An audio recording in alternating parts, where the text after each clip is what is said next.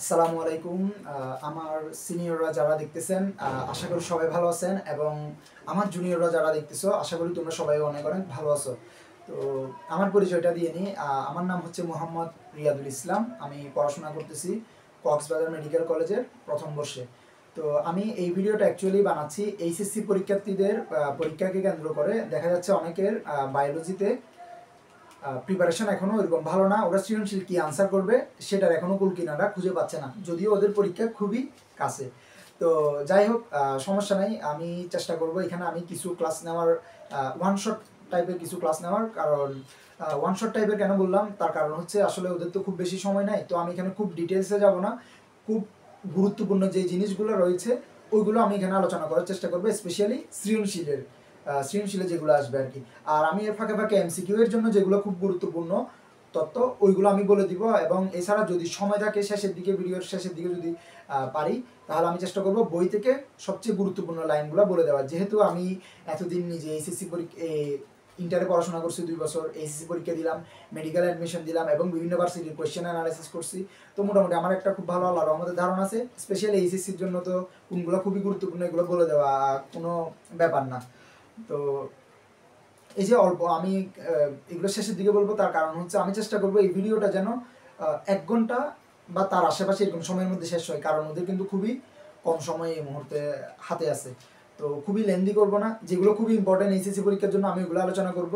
এবং আমি আরেকটা কথা এখানে গ্যারান্টি দিয়ে বলতে পারি, সেটা হচ্ছে যে যদি কেউ এখনো এই চ্যাপ্টারটা খুব ভালোভাবে না পড়ে থাকে, এখানে যে চ্যাপ্টারটা আলোচনা করবো আজকে, কোষ বিভাজন, এই চ্যাপ্টারটা ভালোভাবে আলোচনা না, তোমাদের ভালোভাবে পড়া না থাকে, তো আমি এখানে এমনভাবে এটা আলোচনা করবো এবং এমনভাবে গুছাইয়ে দিব, তোমাদের পড়া না থাকলেও কোনো সমস্যা নাই। জাস্ট এই ক্লাসটা করলেই ইনশাল্লাহ এইচএসসি পরীক্ষায় তোমরা ভালোভাবে এখান থেকে সৃজনশীল আনসার করে আসতে পারবা, কমন আসবে এবং তোমরা আনসার করে আসতে পারবা। জাস্ট এই ক্লাসটা করে গেলেই হবে ইনশাল্লাহ। আর আমি যে কথাগুলো বলবো এগুলো একটু ফলো করবা। তো এখানে আমি আজকে কোষ বিভাজন চ্যাপ্টারটা নিয়ে আলোচনা করব। এরপর আমি চেষ্টা করবো আরও কয়েকটা চ্যাপ্টারের ক্লাস দিতে, যদি তোমাদের ভালো রেসপন্স পাই আর কি। তো তোমরা এই ক্লাসটা করার পরে জানাইও যে তোমাদের অন্য চ্যাপ্টার দিব কিনা। তো যাই হোক, আরেকটা কথা আমি বলে রাখি শুরুতেই, সেটা হচ্ছে এইটা হচ্ছে আমার গ্রুপের, আমাদের মিডিয়া ওয়ার গ্রুপের মধ্যে সর্বপ্রথম ক্লাস ভিত্তিক ভিডিও। এর আগে আমি ক্লাস ভিত্তিক ভিডিও দিই নাই, যদিও অনেক ভিডিও দিছি, ওগুলো হচ্ছে গাইডলাইনমূলক বা সাজেশন টাইপের, বা কোনটা কি করা উচিত না উচিত এরকম টাইপের। কিন্তু ক্লাস ভিত্তিক ভিডিও, লেকচার ভিডিও হচ্ছে এটাই প্রথম। তো আমি চেষ্টা করব এখানে যেন কোনো পরিমাণে ভুল না থাকে, নিজের সর্বোচ্চটা চেষ্টা করব। কিন্তু এরপরও যদি ভুল ত্রুটি থেকে থাকে, তো আমি আশা করব আপনারা সবাই বা তোমরা যারা আছো ক্ষমা সুন্দর দৃষ্টিতে দেখবা। তো যাই হোক, চলো শুরু করি। আজকে কোষ বিভাজন দিয়ে শুরু করব, এরপরে আমি ধারাবাহিকভাবে বাকি চ্যাপ্টারগুলো যাব। তো প্রথমে কোষ বিভাজন। আমরা কোষ কি এটা তো জানি, জীবদেহের গাঠনিক একক। বা এরপরে আর তাহলে কোষ বিভাজন কি? যে বিভাজন প্রক্রিয়া বা যে প্রক্রিয়ায় একটি কোষ থেকে 2 বা ততোধিক বা একটি কোষ থেকে একাধিক কোষ সৃষ্টি হয় তাকে কোষ বিভাজন বলে। তো আমি এখানে আলোচনা করবো, আসলে খুব ডিটেলস আলোচনা করবো না, বলছি যেগুলো লাগবে, যেগুলো পরীক্ষায় আসবে ওই জিনিসগুলো আলোচনা করব। তো মুখে আরো কিছু কথা বলে দিই, যেমন কোষ বিভাজন প্রথম আবিষ্কার করেন কে? বিজ্ঞানী ওয়াল্টার ফ্লেমিং, সামুদ্রিক স্যালামান্ডারে কত সালে? 1882 সালে। আর কোষ বিভাজন কয় প্রকার? 3 প্রকার: অ্যামাইটোসিস, মাইটোসিস অ্যান্ড মিওসিস। তো আমি এখানে কীভাবে করে আগাবো সেটা একবার বলে দিই। আমি এখানে কিছু টপিক ওয়াইজ আগাবো, যে কোন টপিকগুলো কত স্টার ইম্পর্টেন্ট ওইরকম স্টার দিয়ে দিব আমি এখানে, এবং সেগুলো খুব ভালোভাবে আলোচনা করে দিব, কারণ ওইগুলো সৃজনশীল আসবে ইনশাল্লাহ। তো আমি এখানে তাহলে ওই টপিক ওয়াইজ গুরুত্বপূর্ণ টপিকগুলো আমি এখানে প্রথমে লিখে ফেলি। তো প্রথমে আমরা 5 স্টার ইম্পর্টেন্ট টপিক যেগুলো, ওইগুলো একটু মার্ক করব। এই অধ্যায়ের 5 স্টার ইম্পর্টেন্ট টপিক হচ্ছে, প্রথম হচ্ছে মাইটোসিসের বিভিন্ন ধাপ এবং বৈশিষ্ট্যগুলো।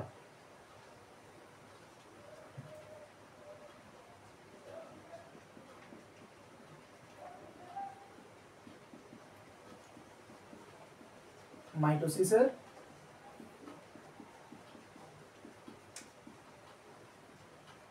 বিভিন্ন ধাপ এবং কি বৈশিষ্ট্য।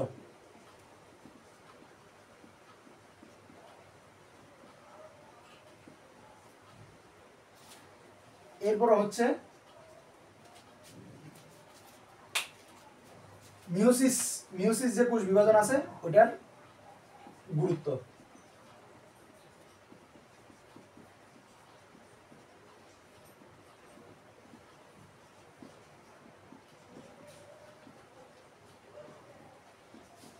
তারপরে হচ্ছে মাইটোসিস এবং মিওসিসের পার্থক্য। তো মাইটোসিস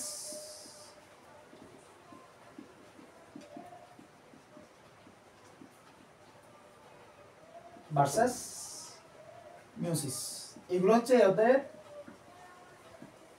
5 স্টার ইম্পর্টেন্ট, মাইটোসিস এবং মিওসিসের পার্থক্য। আর 3 স্টার ইম্পর্টেন্ট কিছু টপিক আছে যেগুলো থেকেও চলে আসে, আমি 3 স্টারগুলো এই পাশে লিখতেছি।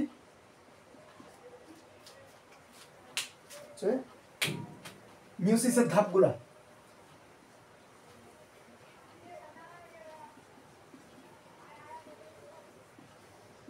মিওসিসের ধাপ, মিওসিসের ধাপের মধ্যে স্পেশালি জাইগোটিন এবং প্যাকাইটিন যে দুইটা ধাপ আছে, ওই দুইটা ধাপ। তো আমি এখানে আরো একটু ভালোভাবে বলে দিচ্ছি।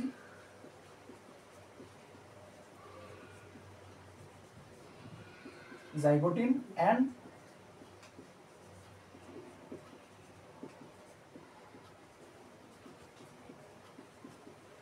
প্যাকাইটিন।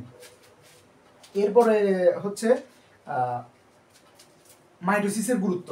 মাইটোসিসের গুরুত্বটাও খুব ইম্পর্টেন্ট, এটা 5 স্টার ইম্পর্টেন্ট টপিকের মধ্যে যাইতে পারে, 3 স্টারও যেতে পারে। আমি যেহেতু এখানে মিওসিসের গুরুত্বটাই 5 স্টার রাখছি, তো 3 স্টারের মধ্যে মাইটোসিসের গুরুত্বটা দিচ্ছি, এটাও খুব ইম্পর্টেন্ট।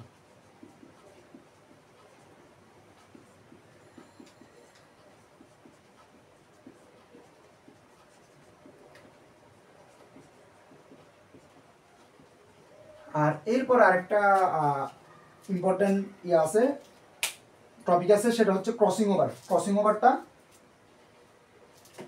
তারপর মাইটোসিসের গুরুত্ব, আর এখানে কোষচক্রের গুরুত্বটাও একটু পড়ে ফেলতে পারো। কোষচক্র,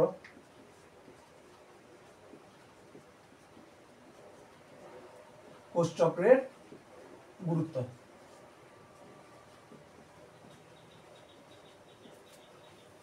এরপরে ক্রসিং ওভার।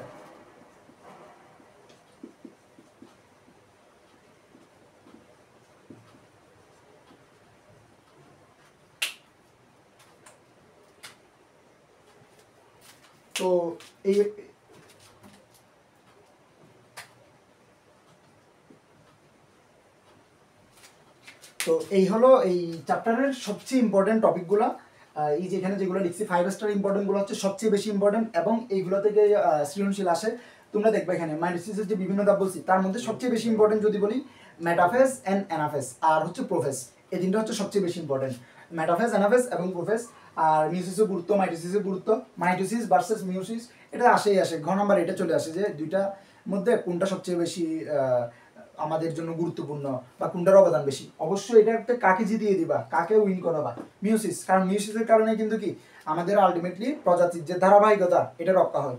তো যাই হোক, দুইটাই গুরুত্বপূর্ণ, কিন্তু মিওসিসের গুরুত্ব বেশি, এটা দিবা। আর 30টা টপিকের মধ্যে যে মিওসিসের ধাপ যেগুলো আছে ওগুলো সবগুলাই, কিন্তু এখানে সবচেয়ে বেশি ইম্পর্টেন্ট কোনগুলো, এই যে জাইগোটিন অ্যান্ড প্যাকাইটিন, ঠিক আছে। তারপরে মাইটোসিসের গুরুত্ব, কোষচক্রের গুরুত্ব, ক্রসিং ওভার, এইগুলো ক্রসিং ওভার থেকে খ নাম্বার চলে আসে অনেক সময়, আর কোষচক্র থেকেও খ চলে আসে। তো আমি মোটামুটি চেষ্টা করবো সবগুলো সম্পর্কে হালকা হালকা ধারণা দিয়ে দেওয়ার, আর এই যেখানে যেগুলো বলছি এগুলো ভালোভাবে বলে দেওয়ার। তো যাই হোক, এখন আমরা মাইটোসিসটা শুরু করি। তো এগুলো আমি মুছে দিচ্ছি, আশা করি সবাই আমার সাথে সাথে এগুলো লিখে নিছো। আমি এখানে যা লিখবো তোমরা একটু চেষ্টা করবা এগুলো খাতায় লিখে নেওয়ার চেষ্টা করবা না, আমি বলবো এটা লিখে নাও। কারণ খাতায় লেখার পরে দেখবে যখন নোটটা হয়ে যাবে, ওই নোটটা কিন্তু পড়তে ভালো লাগবে, অ্যান্ড ওইটাই পড়ে কভার হয়ে যাবে দেখবা যে। তো আমি বলবো নোট করার, কারণ আমি এখানে কষ্ট করে যেহেতু লিখতেছি, তো তোমরাও লিখো, দেখবা ইনশাল্লাহ একটা ভালো ফল পাবা। তো আমি এখন মাইটোসিসটা নিয়ে আলোচনা করতেছি। আর অ্যামাইটোসিসটা নিয়ে তেমন একটা বলতেছি না। অ্যামাইটোসিসটা কি, এটা হচ্ছে একদম সরাসরি বিভাজন হয়, প্রত্যক্ষ বিভাজন, এগুলো বইতে একটু করে পড়ে নিলেই হবে, কিন্তু যেগুলো খুব বেশি ইম্পর্টেন্ট সেগুলো এখানে পড়া দিচ্ছি আমি। তো আচ্ছা, আমি এখন এটা মুছে দিচ্ছি, আশা করি সবাই এটা লিখে নিছো, আর না লিখলে ভিডিওটা একটু করে পজ করে লিখে নাও, ঠিক আছে।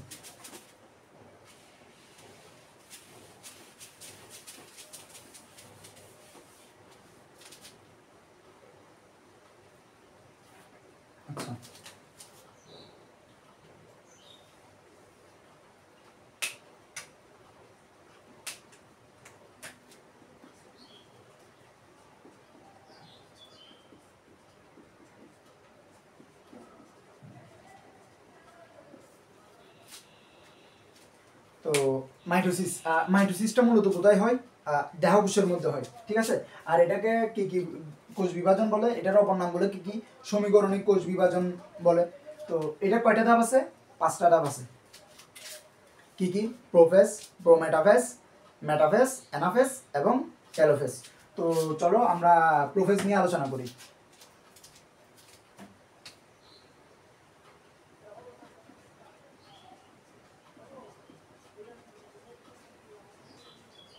এবার এখানে বলে দিই আমি সৃজনশীলে কেমন প্রশ্ন আসবে এখান থেকে। সেটা হচ্ছে তোমাকে এখানে বলে দিবে যে মাইটোসিস কোষ বিভাজন, এটা বুঝাই দিবে কোনোভাবে আকার ইঙ্গিতে, আমি বলবে এটার প্রথম ধাপ যেটা বা প্রথম পর্যায়ে যেটা সেটা আলোচনা করো বা সেটা ব্যাখ্যা করো, এরকম। আর আরেকটা কথা বলে রাখি আমি, বায়োলজিতে যদি, বায়োলজির দুটো ব্যাপার, উদ্ভিদ বিজ্ঞান প্রাণী বিজ্ঞান দুইটাতেই যদি ভালো মার্কস পাইতে চাও, চিত্রের কোনো বিকল্প নাই।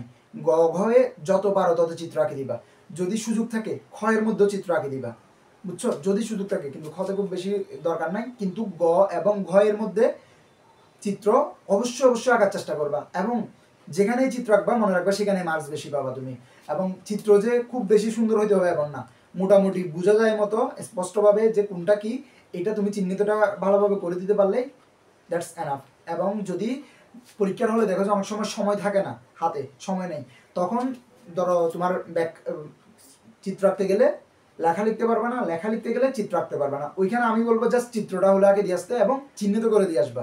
চিত্রের নামটা দিবা নিচে, চিত্র প্রথমে চিত্রটা আঁকবা, চিত্রের নিচে নামটা দিয়ে দিবা যে এটা এটার চিত্র, আর চিহ্নিত করে দিবা। এবং এরপরে যদি সময় থাকে হাতে তাহলে অল্প কিছু লেখালেখি দিয়ে আসবা। চিত্রের কারণে নাম্বার অনেক বেশি পেয়ে যাবা। এবং আমি নিজে এটা হচ্ছে আমার জীবনে খুব বেশি অ্যাপ্লাই করছি, ভালো একটা ফল পাইছি, এই কারণেই বললাম। যারাই ভালো রেজাল্ট করে বিশেষ করে বায়োলজিতে, ওরা সবাই কিন্তু কি চিত্র আঁকে দিয়ে আসে, খবর নিয়ে দেখতে পারো তোমরা। তো যাই হোক, প্রসেসটা নিয়ে প্রথমে আলোচনা করি। তো চিত্র আঁকবা, আর খুব বেশি একদম সুন্দরভাবে যে চিত্র আঁকতে হবে এমন না, মোটামুটি বুঝে যাওয়ার মতো। তো আমি প্রসেসটা নিয়ে এখানে যেহেতু বলতেছি, এটা কিভাবে করে প্রশ্ন আসবে ওটা তো বললাম। অথবা অনেক সময় দেখা যায় যে চিত্রটা হালকা এঁকে দে, সব কিছু বোঝা যায় না, কিন্তু আকার ইঙ্গিতে বলে দেয় যে এটা মাইটোসিসের প্রথম ধাপ, এটা ব্যাখ্যা করতে বলে। তো এটার ব্যাখ্যাটা আমরা এখানে করতেছি। প্রথমে আমরা কি করব, একটা চিত্র আঁকবো, সুন্দর একটা ভালোভাবে বোঝা যায় মতো একটা চিত্র আঁকবো। তো চিত্রটা এখানে আঁকতেছি।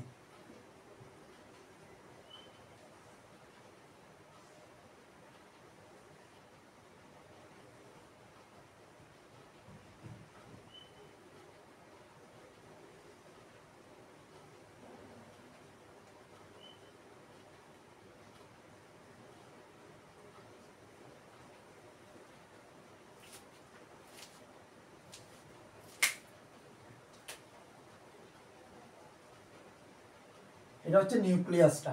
আর এখানে কি কি আঁকছি আমি, এটা হচ্ছে প্রথমে কোষ প্রাচীর, এরপরে কোষ ঝিল্লি, একটা উদ্ভিদ কোষে যা যা থাকে আর কি, কোষ প্রাচীর, কোষ ঝিল্লি, এরপরে এটা হচ্ছে নিউক্লিয়াস। এখন এখানে আমি সেন্ট্রো ক্রোমোজোমগুলো আঁকবো।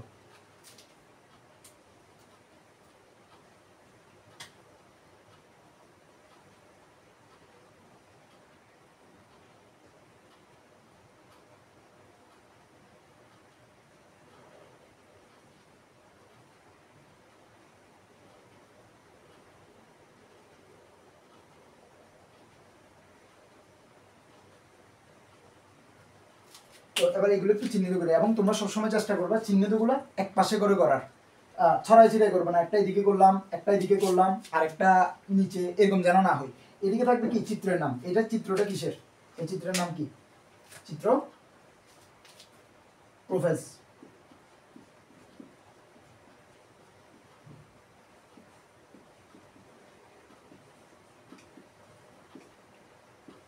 আচ্ছা, তো এবার চিহ্নিতগুলো আমরা এখানে করি।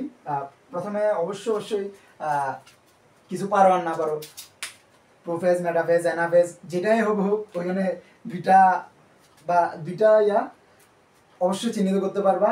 সেটা হচ্ছে মানে সবগুলোতে থাকে মোটামুটি, সেটা হচ্ছে কোষ প্রাচীর এবং কোষ ঝিল্লি। তো প্রথমে এটা কি, কোষ প্রাচীর,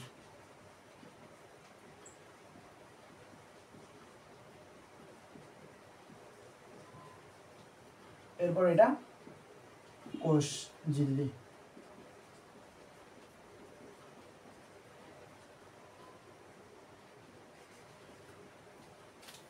এরপরে এই যে এটা দেখতেছো, আচ্ছা এটা নিচে যাই, সমস্যা নেই।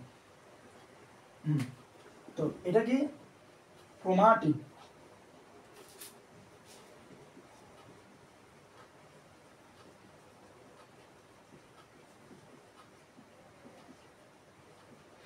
ক্রোমাটিড ওই যে একটা ক্রোমোজোমের সেন্ট্রোমিয়ার পরে আশেপাশে যেগুলো থাকে, যে চারটার মতো ইয়া থাকে, ওইগুলা আর কি এক একটা বাহু যেগুলো আছে ওইগুলো এক একটা কি ক্রোমাটিড।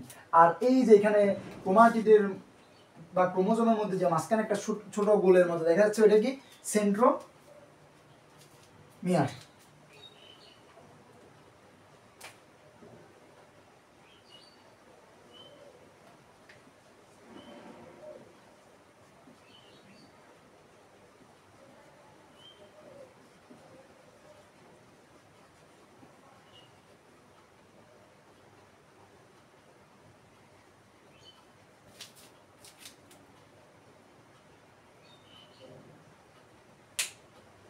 এরপর এখানে আর কি আছে,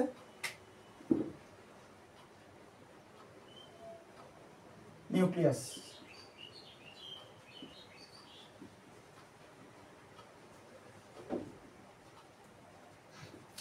তো এই যে মোটামুটি এইটুকু চিহ্নিত করতে পারলে এনাফ, কারণ এটা তোমাদের ওই যে বলবে এই ধাপটার বৈশিষ্ট্য ব্যাখ্যা করো।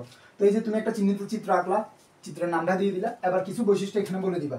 যেমন আমি এখানে কিছু বৈশিষ্ট্য দিচ্ছি যেগুলো খুব বেশি ইম্পর্টেন্ট, ওইরকম বৈশিষ্ট্যগুলো আমি এখানে দিচ্ছি। এক নম্বর বৈশিষ্ট্য কি,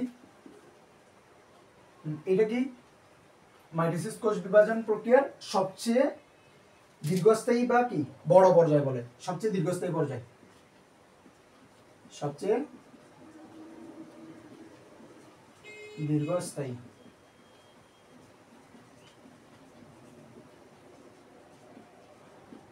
পর্যায়।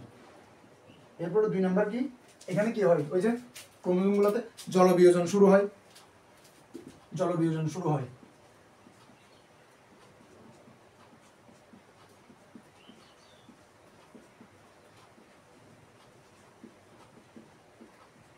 বা জলবিয়োজন হয়।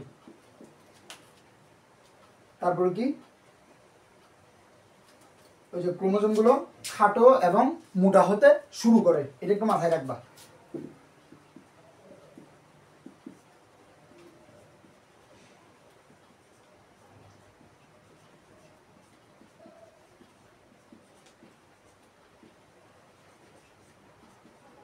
খাটো এবং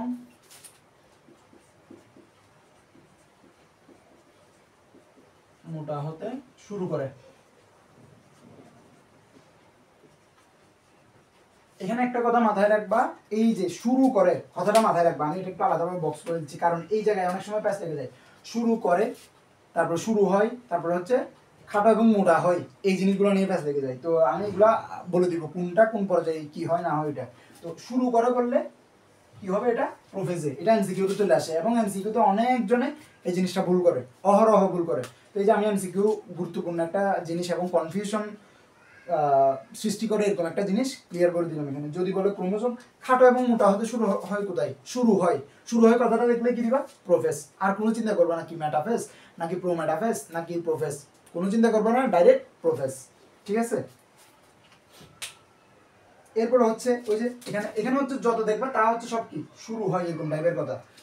নিউক্লিয়াস এবং নিউক্লিয়ার এনভেলপ যেটা আছে, নিউক্লিয়ার পর্দা, ওইটাও কি এখানে বিলুপ্ত হতে শুরু করে। যে নিউক্লিয়াস এবং নিউক্লিয়ার এনভেলপ যেটা আছে, নিউক্লিয়ার পর্দা, ওইটাও এখানে বিলুপ্ত হতে শুরু করে। তো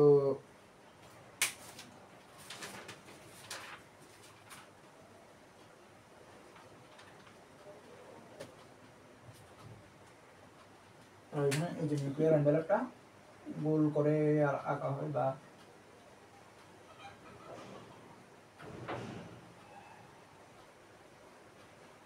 এটা প্রথমে দিতে বলে গেছিলাম, এই যে এটা নিউক্লিয়ার এনভেলপ, এটা একটু করে এখানে চিহ্নিত করে দিই। আচ্ছা,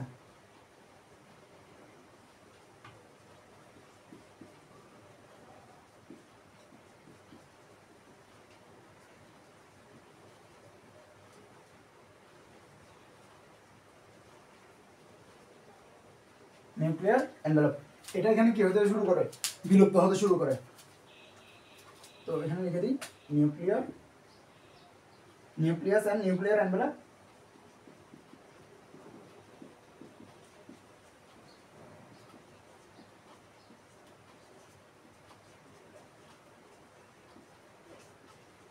and nuclear envelope বিলুপ্ত হতে শুরু করে, বিলুপ্ত হতে শুরু করে।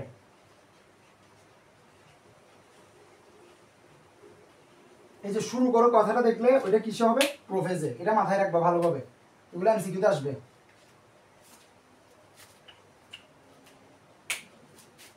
এরপরে স্পিন্ডতন্তুর সৃষ্টি হয়, তারপরে ক্রোমাটিড দেখা যায়, যে ক্রোমাটিড লিখে দিলাম। এই যে এই জিনিসগুলাই, তো ক্রোমাটিড কি? এই যে ক্রোমাটিড জিনিসটা কি? এটা ধরো একটা ক্রোমোজোম, তো এই যে এটা হচ্ছে কি সেন্ট্রোমিয়ার। এই গোল যে জিনিসটা দেখতেছো, গোল জিনিস যেটা দেখা যাচ্ছে, এটা হচ্ছে সেন্ট্রোমিয়ার। আর এই যে উপরে যে, আচ্ছা এটা কি সেন্ট্রোমিয়ার, সেন্ট্রোমিয়ার, এটা কি সেন্ট্রোমিয়ার, এই যে গোল এটা। আর এই যেখানে যে এক একটা দেখতেছো, এইগুলো হচ্ছে ক্রোমাটিড। বুঝতে পারছো ক্রোমাটিড কি? আশা করি এটা ক্লিয়ার। তো এখানে প্রোফেসরটা আলোচনা করলাম, আমি একটু এটাতে সময় নিছি মোটামুটি। বাকি যেগুলো আছে সেগুলো চেষ্টা করব আরও একটু তাড়াতাড়ি কুইকলি করার, চিত্রগুলো হোক বা বৈশিষ্ট্যগুলো হোক। এখানে যে বৈশিষ্ট্য বললাম, এই যে এইটুকু করে দিতে পারলে, গ নাম্বারের ধরো এটা আসছে যে এই ধাপটা বৈশিষ্ট্য ব্যাখ্যা করো বা এই ধাপটা ব্যাখ্যা করো, এরকম চিত্রটা একবার প্রথমে বলে দিবা। এটা এখানে চিহ্নিত ধাপটি হলো মাইটোসিস কোষ বিভাজনের প্রোফেজ পর্যায় বা প্রোফেজ ধাপ। এটার আরেকটা নাম কি? আদ্য পর্যায়। তো বলে দিবা এটা। এরপরে এটার সম্পর্কে নিচে ব্যাখ্যা করা হলো। এরপরে চিত্রটা আঁকে দিবা। চিত্রটা আঁকার পরে চিহ্নিত করবা, সুন্দরভাবে চিহ্নিত করবা। করার পরে এবার এই যে অল্প কয়েকটা বৈশিষ্ট্য দিয়ে দিবা। That's enough. ইনশাল্লাহ এখানে 3-এ 3 পাবা। তো আশা করি আমি এটা ক্লিয়ার করতে পারছি।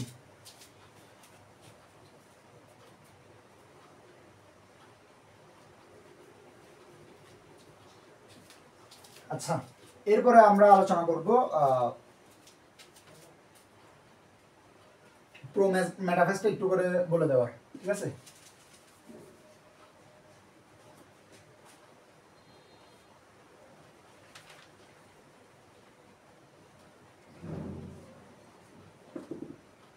আচ্ছা,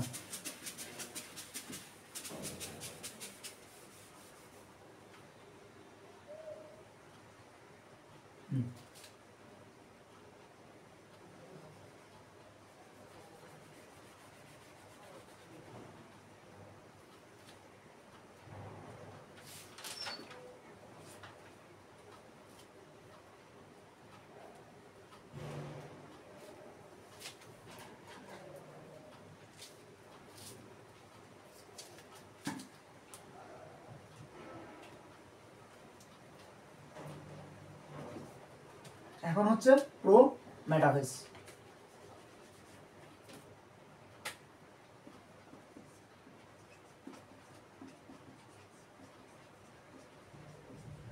তো প্রো মেটাফেজের ক্ষেত্রে জাস্ট এটা মনে রাখবা, এখানে এই যে নিউক্লিয়াস যেটা আছে, এটা একটু বিলুপ্ত প্রায় করে দিতে হবে। আর তেমন কোনো চেঞ্জ নেই। এই যে এটা একটু এভাবে করে মানে বিলুপ্ত হয়ে যাচ্ছে গা, এরকম। তো এটার নাম কি হবে? লুপ্ত প্রায় বা বিলুপ্ত প্রায়, বিলুপ্ত প্রায় নিউক্লিয়াস।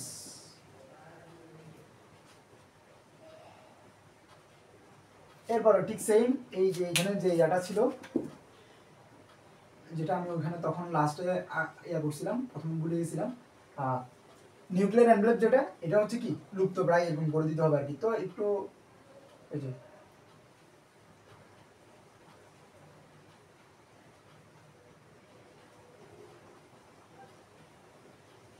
এটা তোমরা সুন্দরভাবে নিজে নিজে আবার আঁকবা, কিন্তু প্রায় সেম। তো ওই কারণে আমি আঁকলাম না, কারণ অনেক সময় চলে যাবে। তো এটা কি বিলুপ্ত প্রায় বা লুপ্ত প্রায়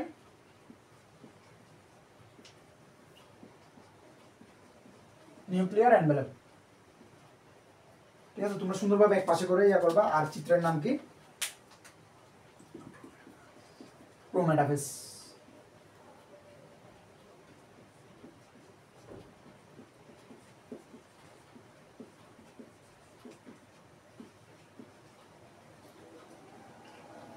তো এখানে যে বৈশিষ্ট্য যেগুলো লিখবা সেগুলো এক নম্বরে যেটা লিখবা সেটা হচ্ছে এটা কি সবচেয়ে স্বল্পস্থায়ী পর্যায়, এটা এমসিকিউতে চলে আসবে। ওখানে ছিল প্রোফেসটা কি ছিল, সবচেয়ে দীর্ঘস্থায়ী পর্যায় কোনটা, প্রোফেস। সবচেয়ে স্বল্পস্থায়ী পর্যায় প্রোমেটাফেজ। তাহলে স্বল্পস্থায়ী পর্যায়, সবচেয়ে স্বল্পস্থায়ী পর্যায় এটা স্বল্প স্থায়ী পর্যায়।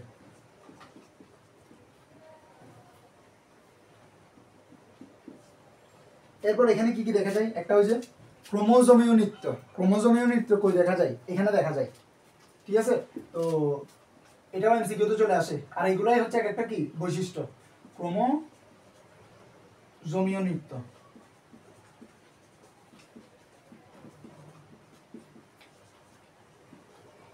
এরপর হচ্ছে আকর্ষণ তন্তু বা ট্র্যাকশন ফাইবার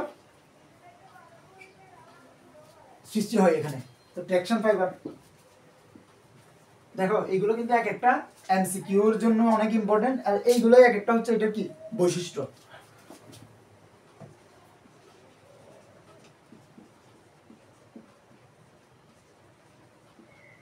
এরপরে এই যে একটা যেটা হচ্ছে অনেক প্যাচ লাগে এরকম একটা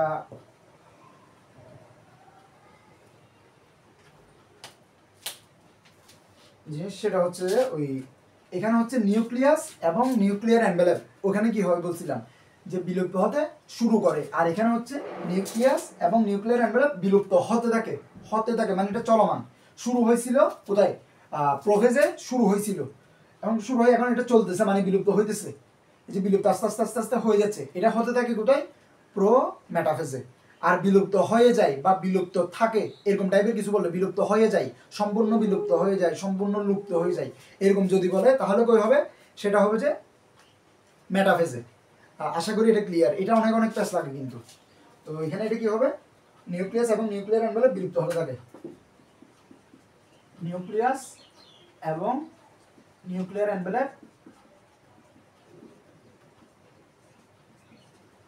এনভেলপ কি হতে থাকে, বিলুপ্ত।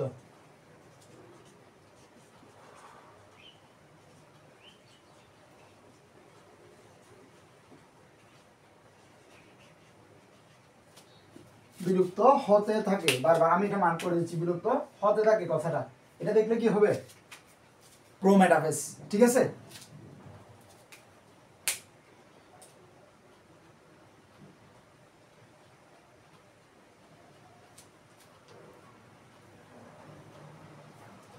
আর এখানে আরেকটা কথা মাথায় রাখবা, এখানে কিন্তু একটু বিষুবীয় অঞ্চল এবং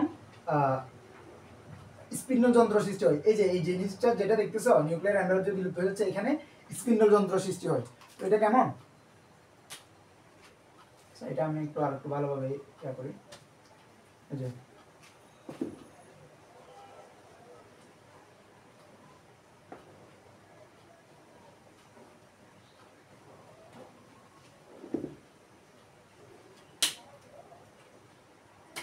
এই যে করে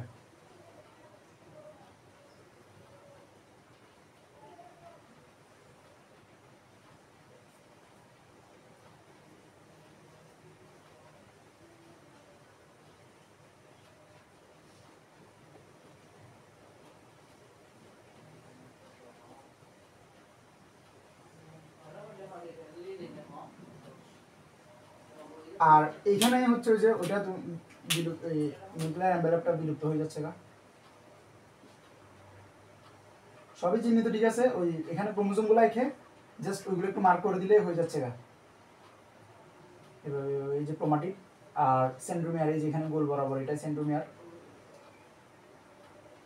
এভাবে করে। আর নিউক্লিয়াসটা যে বিলুপ্ত হয়ে যাচ্ছে এখানের মধ্যে একটু এভাবে করে করে ইয়া দিয়ে দিলেই হয়ে যাচ্ছে বিলুপ্ত প্রায় কি নিউক্লিয়াস। তো করে রেখে দিলেই হচ্ছে এই চিত্রটা, খুব বেশি কঠিন না।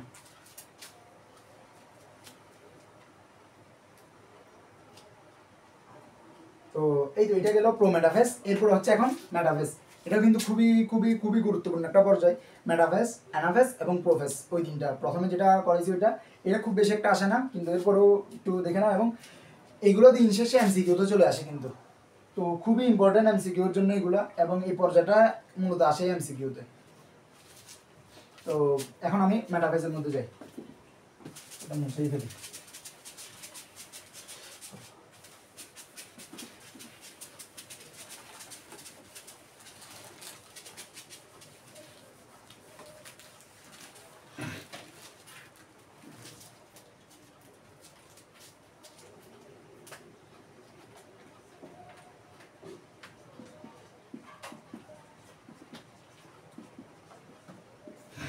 মেটাফেজ মানে একটা কথা বলে রাখি, এম ফর মেটাফেজ, মানে এম দিয়ে মনে রাখবা। মেটাফেজ, মোটাফেজ, তারপরে এটা মানে সবচেয়ে মোটা, এরকম মনে রাখবা আর কি। মেটাফেজ হচ্ছে কি সবচেয়ে মোটা, এন্ড এটা মাঝে একটা কথা মনে রাখবো, এটা মধ্য পর্যায়ে বলে না এটাকে, তো মধ্য পর্যায়ে মাঝে এম দিয়ে সবকিছু হয়ে যায় কিন্তু মোটামুটি। তো এটার চিহ্নিত চিত্রটা আঁকবা প্রথমে, এই যে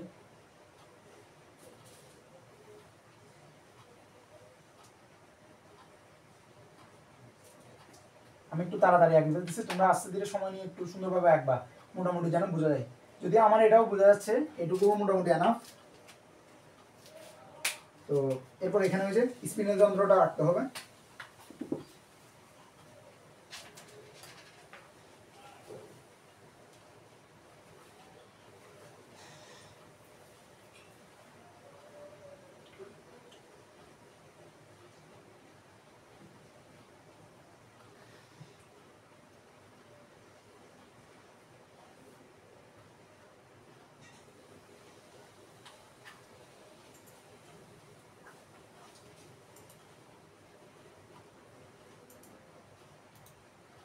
আর একটু এখানে আঁকতে কষ্ট হচ্ছে, তো যাই হোক এরপরও চেষ্টা করবো যেন বোঝা যায়, এভাবে যেন এঁকে দিতে পারে, বুঝাই দিব আমি তোমাদেরকে ভালোভাবে। আর তোমরা একটু সময় নিয়ে, এটা বইয়ে খুব সুন্দর চিত্র দেওয়া আছে, ওইখান থেকে দেখে দেখে আঁকি ফেলবা, ঠিক আছে? আর চিহ্নিতটা কিন্তু ভালোভাবে করতে হবে। তো যাই হোক, প্রথমে এইটা যে জিনিসটা, এটা কি মেরু, এটা কি মেরু। এরপরে এখানে এই যে ট্রাকশন ফাইবার, এই যেগুলো যেগুলো দেখতেছো ট্রাকশন ফাইবার, এগুলো কিন্তু দেখা যায় প্রথম কোথায়, প্রোমেটাফেজে কিন্তু। তো এখানেও থাকবে এগুলো ট্রাকশন ফাইবার।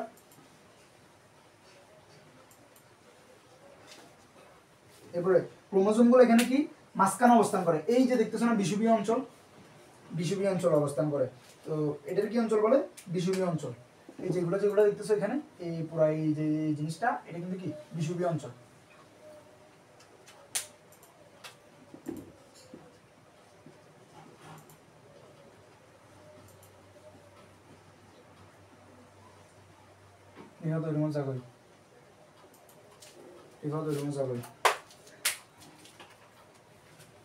এরপরে তো এখানে আবার ক্রোমোজোম গুলো আঁকে ফেলি।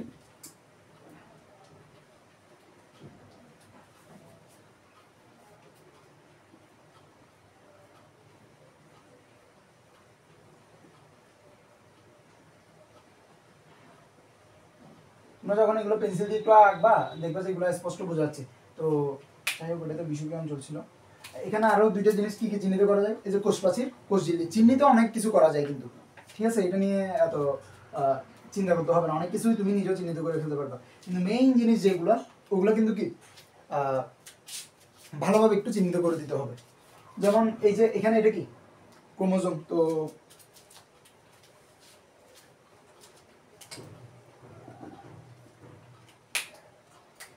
এই যে ক্রোমোজোম শেষ।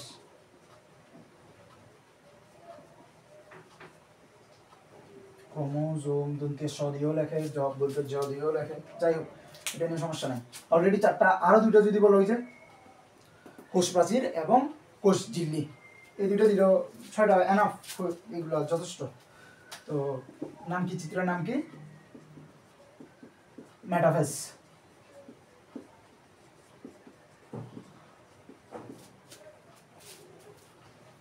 এখন এখানে যে গুরুত্বপূর্ণ বৈশিষ্ট্য, সেগুলো একটু আলোচনা করি।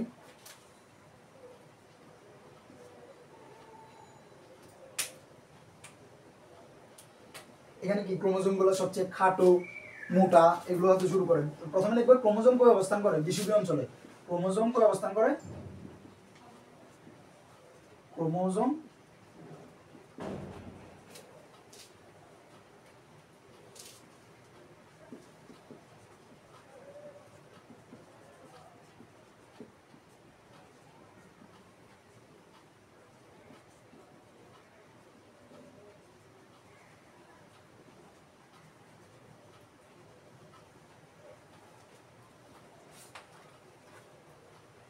আর এই যে স্পিনল যন্ত্রের যে বিষুবীয় অঞ্চলের দিকে এই পুরার এটা কি যন্ত্রটার নাম কি? স্পিনল যন্ত্র, প্রোমেটাফেজ দাবে বলছিলাম।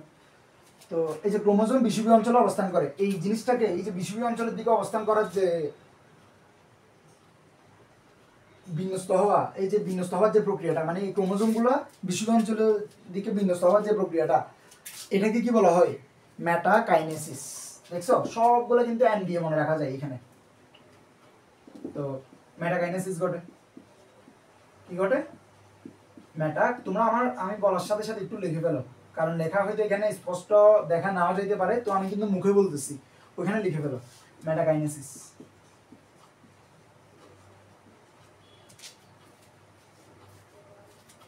এরপরে এই যে ক্রোমোজোমগুলো সবচেয়ে বেশি খাটো এবং মোটা, এটাও লিখে দাও। এগুলো সবগুলো হচ্ছে কি গুরুত্বপূর্ণ বৈশিষ্ট্যগুলো, কিন্তু আলফা বৈশিষ্ট্য না, এখানে আন্দাজে বৈশিষ্ট্য না। সবচেয়ে খাটো এবং কি মোটা। আচ্ছা, এরপরে ওই যে একটা কথা বলছিলাম, নিউক্লিয়াস এবং নিউক্লিয়ার এনভেলপ বিলুপ্ত, একদম কি বিলুপ্ত থাকে। বিলুপ্ত থাকে কই, বা সম্পূর্ণ বিলুপ্ত হয়। দেখো, যদি নিউক্লিয়ার এনভেলপ বিলুপ্ত হওয়া শুরু হয় বললে কোথায়? নিউক্লিয়ার এনভেলপ এবং নিউক্লিয়াস এই দুইটা জিনিসই যদি বলে বিলুপ্ত হওয়া শুরু হয় কোথায়, তাহলে সেটা হচ্ছে প্রোফেজে। আর যদি বলে বিলুপ্ত হতে থাকে তাহলে প্রোমেটাফেজে। আর যদি বলে বিলুপ্ত হয়ে যায় বা বিলুপ্ত থাকে তখন কোথায়? মেটাফেজে। এইটা কিন্তু সবাই একটু একদম ভালোভাবে মাথায় ঢুকায় নাও, আমি কয়েকবার বলছি এটা। তো নিউক্লিয়াস এন্ড নিউক্লিয়ার এনভেলপ কি হয়? নিউক্লিয়াস এবং nuclear envelope, nuclear envelope envelope কি সম্পূর্ণ বিলুপ্ত হয়, মানে আর দেখাই যায় না। এটা দেখো এখানে ওই যে প্রোমেটাফেজের যখন চিত্রটা আমি আঁকছিলাম তখন কিন্তু এখানে কি নিউক্লিয়াসটা একটু একটু একটু একটু করে আবসা আবসা করে দিয়েছিলাম, যে মানে এটা বিলুপ্ত হয়ে যাচ্ছে, মানে মুছে যাচ্ছে এরকম টাইপের। তারপর নিউক্লিয়ার এনভেলপটাও কিন্তু এরকম দিছিলাম, কিন্তু এখানে দেখ এখানে কোনো নিউক্লিয়ার এনভেলপের চিত্র কোনো কিছু দিই নাই, নিউক্লিয়াস নাই, কারণ এগুলো এখানে সম্পূর্ণ বিলুপ্ত হয়ে যায় এবং বা বিলুপ্ত থাকে।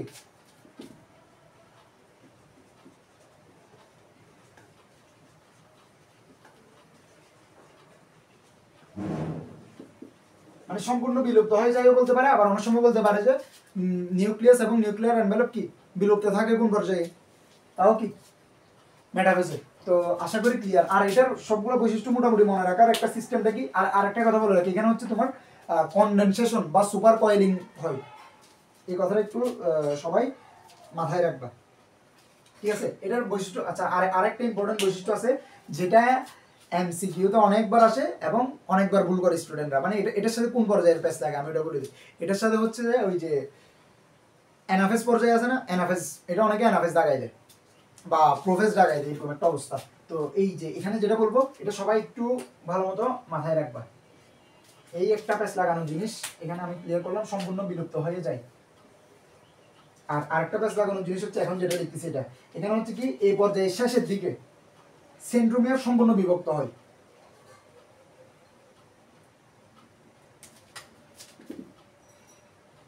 শেষের দিকে কি হয়?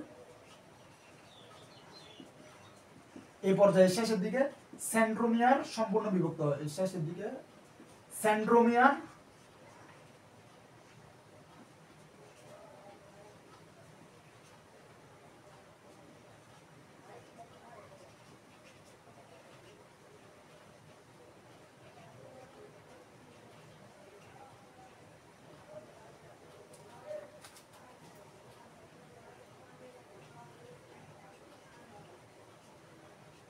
তাহলে যদি বলে সেন্ট্রোমিয়ার সম্পূর্ণ বিভক্ত হয় কোথায়, এখানে, এবং মানে কি সেন্ট্রোমিয়ার সম্পূর্ণ বিভক্ত হয়ে দুটি অপত্য সেন্ট্রোমিয়ারের জন্ম দেয়, এটা এই পর্যায়ে, এই যে মেটাফেজ পর্যায়ে। এটা কিন্তু এমসিকিউতে অনেকবার আসে, আমি এটা আলাদাভাবে মার্ক করে দিলাম, এন্ড এটাও এমসিকিউতে অনেকবার আসে, আমি আলাদা মার্ক করে দিলাম। আর এমনি মেটাফেজের বৈশিষ্ট্য, বেশিরভাগ বৈশিষ্ট্য মনে রাখার একটা উপায় কি বলছে, আমি জাস্ট মনে রাখবা কি M for metaphase, M for metakinesis, M for মোটা, বুঝতে পারছো? এই যে অনেক কিছু মনে রাখা যায়। তো প্রোফেজ, প্রোমেটাফেজ এবং মেটাফেজ আশা করি ক্লিয়ার। এরপর অ্যানাফেজটা নিয়ে আলোচনা করব। টেলোফেজ আসলে খুব বেশি একটা লাগে না। তো এখন আমি অ্যানাফেজটা নিয়ে আলোচনা করব।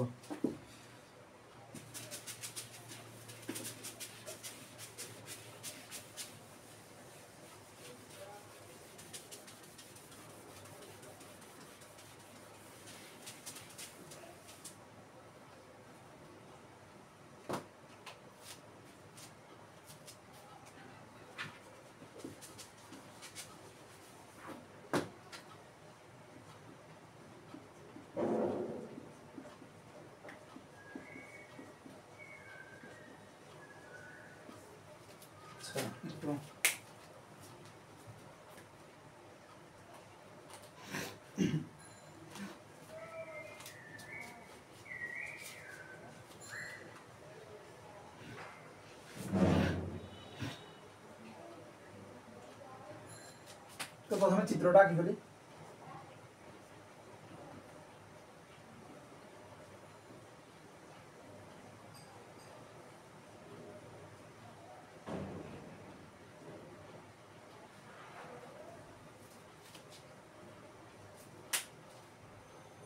পরে স্পিনাল যন্ত্রটা হচ্ছে এখানে মোটামুটি বিলুপ্ত হয়ে যাবে, তো লুপ্ত প্রায় স্পিনাল যন্ত্রটা একটু আঁকি।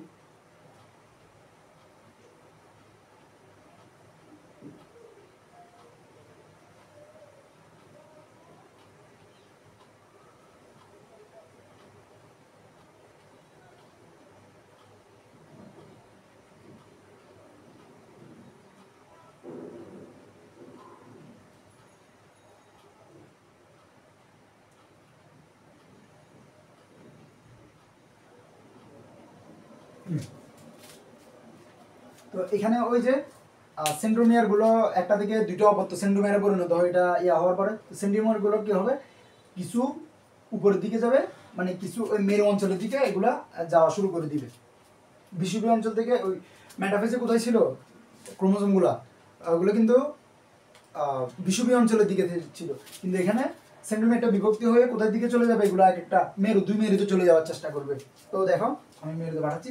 এবং আরেকটা কথা মনে রাখবা, সেন্ট্রোমিয়ার গুলো হচ্ছে তোমার অগ্রগামী থাকবে, আর বাহু যেগুলো আছে মানে যে ক্রোমাটিড যেগুলো আছে ওইগুলো হচ্ছে তোমার অনুগামী থাকবে। আমি এখানে আঁকতেছি, এই যে সেন্ট্রোমিয়ারটা আঁকলাম, এই যে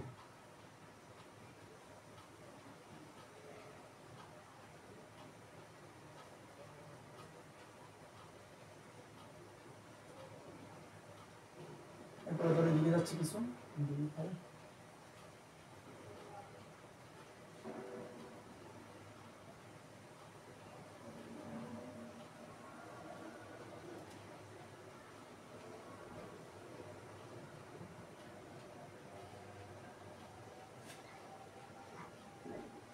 এরকম টাইপের।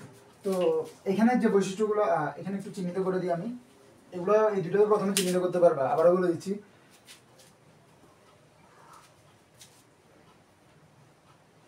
কোষ প্রাচীর, কোষ ঝিল্লি, এরপর এটা হচ্ছে কি লুপ্তপ্রায় স্পিনাল যন্ত্র, এটা একটু চিহ্নিত করো, লুপ্তপ্রায় স্পিনাল যন্ত্র।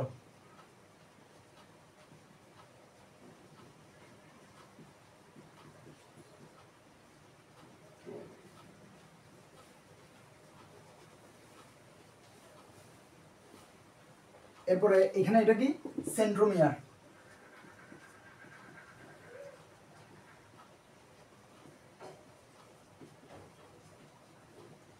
আর এটা কি মেরু অঞ্চল। এই যে অনেক কিছু চিহ্নিত করা যায় চিহ্নিত করতে চাইলে, সুন্দরভাবে চিহ্নিত করে দিবে একদম।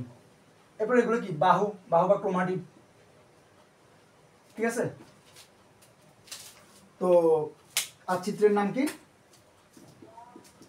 অ্যানাফেজ। চিত্র অ্যানাফেজ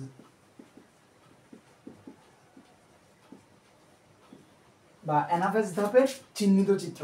সুন্দরভাবে বলে দিলাম, অ্যানাফেজ ধাপের চিহ্নিত চিত্র, কত সুন্দরভাবে। তো এই তো এখন এখানে বৈশিষ্ট্যগুলো একটু বলে ফেলি যে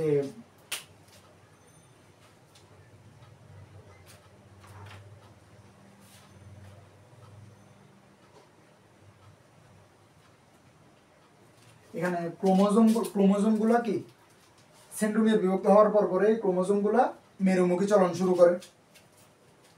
এরপরে এই পর্যায়কে আরেকটা কি পর্যায়ে বলা হয় বলো তো? এই যে অ্যানাফেজকে কি বলা হয়? গতি পর্যায়। এটা কিন্তু মাথায় রাখবা, গতি পর্যায়।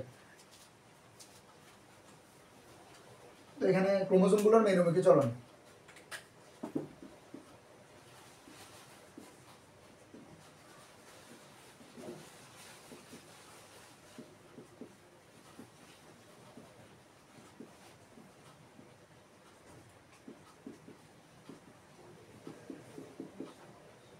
এরপরে কি সেন্ট্রোমিয়ার অগ্রগামী, বাহুদ্বয় অনুগামী। যে বাহু যেগুলো থাকে না, বাহু বা ক্রোমাটিড, এগুলো কি অনুগামী। অনুগামী মানে কি পিছন দিক, মানে পিছন দিয়ে থাকে।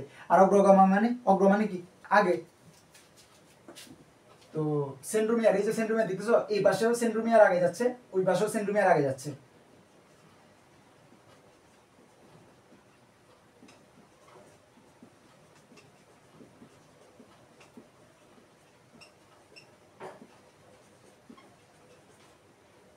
আর এবং বাহুদ্বয়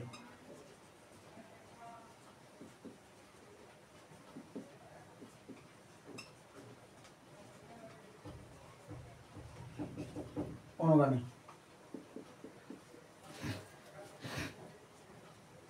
এরপরে এখানে যখন এগুলা যায় তখন সেন্ট্রোমিয়ারের অবস্থান অনুযায়ী এগুলো যখন এভাবে করে দুই মেরুর দিকে যায়, তখন সেন্ট্রোমিয়ারের অবস্থান অনুযায়ী এগুলো কি এক একটা কি কি দেখা যায়? বি এল জে আই এরকম আকৃতি দেখা যায়। এগুলো পড়ছো না সবাই? বি এল জে আই আকৃতি দেখা যায়। বি এল জে আই আকৃতি দেখা যায়। এখন এখানে এই আকৃতিগুলোর মানে কি এক একটা? ভি মানে হচ্ছে কি মেটাসেন্ট্রিক। ভি মানে কি মেটাসেন্ট্রিক, মেটাসেন্ট্রিক। তারপরে বি এল মানে কি সাবমেটাসেন্ট্রিক। এই যে জিজ্ঞেস করবে সাবমেটাসেন্ট্রিকের আকৃতি কেমন, এমসিকিউতে আসবে এগুলো, যে বলবে সাবমেটাসেন্ট্রিকের আকৃতি কেমন, অ্যাক্রোসেন্ট্রিকের আকৃতি কেমন, মেটাসেন্ট্রিকের আকৃতি কেমন, পারতে হবে কিন্তু এগুলো। আমি এই জন্য এখানে লিখে দিচ্ছি এগুলো। Submetacentric, submetacentric. এরপরে এটা কি, যেটা হচ্ছে অ্যাক্রোসেন্ট্রিক, অ্যাক্রোসেন্ট্রিক। তারপরে আইটা কি টেলোসেন্ট্রিক।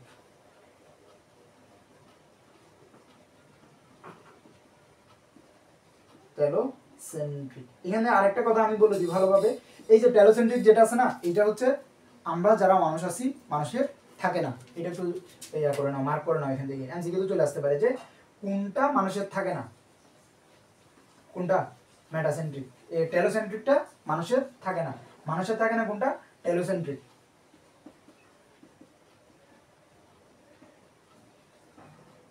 আচ্ছা যাই হোক, এখানে আরো একটা বৈশিষ্ট্য আছে, এটা একটু লিখবা। ওই যে বলছিলাম না মেটাফেজের শেষের দিকে যেটা লিখাইছিলাম যে সেন্ট্রোমিয়ার বিভক্ত হয়ে অপত্য সেন্ট্রোমিয়ার সৃষ্টি করে, ওইটাতে প্যাচ থাকে, ওইটা যেটার সাথে প্যাচ থাকে ওইটা এখানে দিয়ে দিচ্ছি আমি। এই যে 4 নাম্বার, এইটা হচ্ছে অ্যানাফেজেই হয়।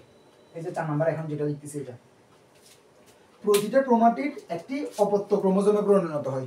প্রতিটা ক্রোমাটিড, এই যে ক্রোমাটিড বাহুগুলা বারবার আমি কি বলছি ক্রোমাটিড বলছি না, ওই যে ওইগুলো, এই যে ক্রোমাটিড গুলো কিসে পরিণত হয়? অপত্য ক্রোমোজোমে পরিণত হয়।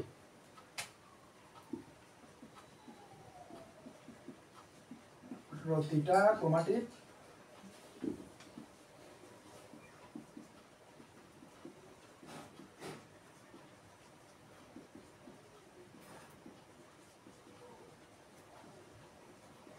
অপত্য ক্রোমোজোমে পরিণত হয়। তাহলে হয়েছে প্রতিটা সেন্ট্রোমিয়ার অপত্য সেন্ট্রোমিয়ারে পরিণত হয় কোথায়? মেটাফেজে। প্রতিটা ক্রোমাটিড অপত্য ক্রোমোজোমে পরিণত হয় কোথায়? অ্যানাফেজে। বারবার এটা আমি সাবধান করে দিচ্ছি, সবাই একটু খেয়াল রাখবা কিন্তু, আর না হলে পরে এটা ভুলে যাবে এবং ভুল করে এসে আফসোস করবো। তো এটার জন্য ভুল না হয়, এই যে বলে দিলাম, এই যে এইটুকু এগুলো লিখে দিতে পারলেই এনাফ, 3-3 পেয়ে যাবা ইনশাল্লাহ বইয়ের মধ্যে। তো মাইটোসিস নিয়ে এটুকু আলোচনা ছিল, এখন মাইটোসিসের গুরুত্বটা একটু আমি বলে দিচ্ছি। তো আশা করি এটা সবাই লিখে নিছো।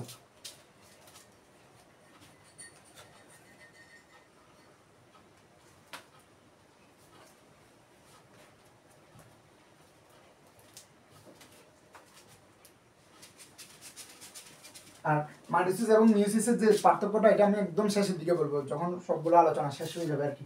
এখানে আমাদের এখন কি এই জিনিসটা শেষ, মাইটোসিসের বৈশিষ্ট্য, বিভিন্ন ধাপ এবং বৈশিষ্ট্যটা শেষ। যেটা টেলোফেজ যেটা আছে ওটা তেমন একটা আসলে আসে না।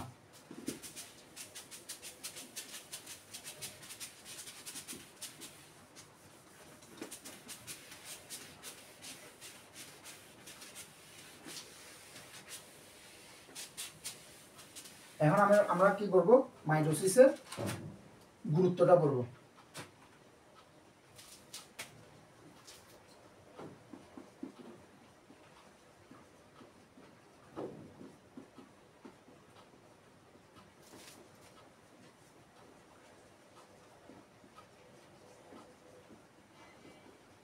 মাইটোসিসের প্রথম এবং প্রধান যে গুরুত্বটা সেটা কি, ক্ষয়পূরণ করে। ক্ষয়পূরণ মানে যেখানে ধরো তোমার একটা হাত কাটি গেছে, অনেক সময় দেখা যায় না হাত পা কাটি যায়, বা ফুটবল খেলতে গিয়ে বা ওই কাঁচিতে বা ছুরিতে আমরা দেখা গেলো আম কাটতেছি বা আপেল কাটতে গেছি, কাটতে গিয়ে নিজের আঙুল কাটিয়ে ফেলছি, অনেক সময় হয় না। বা ফুটবল খেলতে গিয়ে অনেক সময় দেখা যায় পিছলা গিয়ে পরে একদম পাচিরে ফেলছে, ওইগুলো আবার নিজে নিজে অনেক সময় পরে ঠিক হয়ে যায় না। ওগুলো কেন হয়? মাইটোসিস কোষ বিভাজনের পরে ক্ষয়পূরণ হয়, মানে যেটা আমাদের এখানে ক্ষয় হয়েছে ওইটা ওই ঘাটতিটা পূরণ হয়ে যায়, ক্ষয়পূরণ। এরপরে তারপর কি আছে তোমার, দৈহিক গঠন ও দৈহিক বৃদ্ধি। দেহ গঠন করে কে?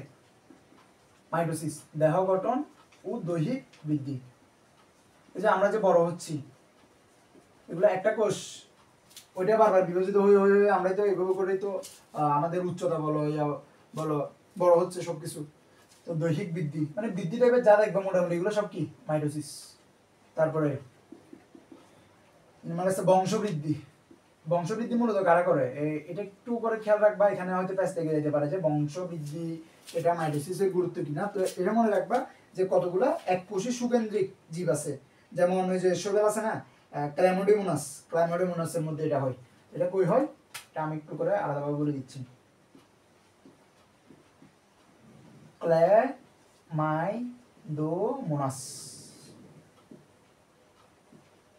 এখানে এটা হচ্ছে এককোষী সুকেন্দ্রিক জীবে আর কি। তো এরপরে হচ্ছে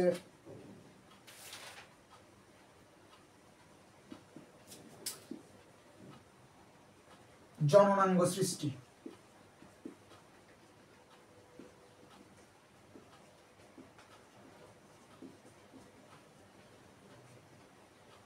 এরপর জনন কোষের সংখ্যা বৃদ্ধি। এই যে বৃদ্ধি টাইপের যা লিখতেছে, এই যে বৃদ্ধি বৃদ্ধি, এখনো এটা লিখতেছি জনন কোষের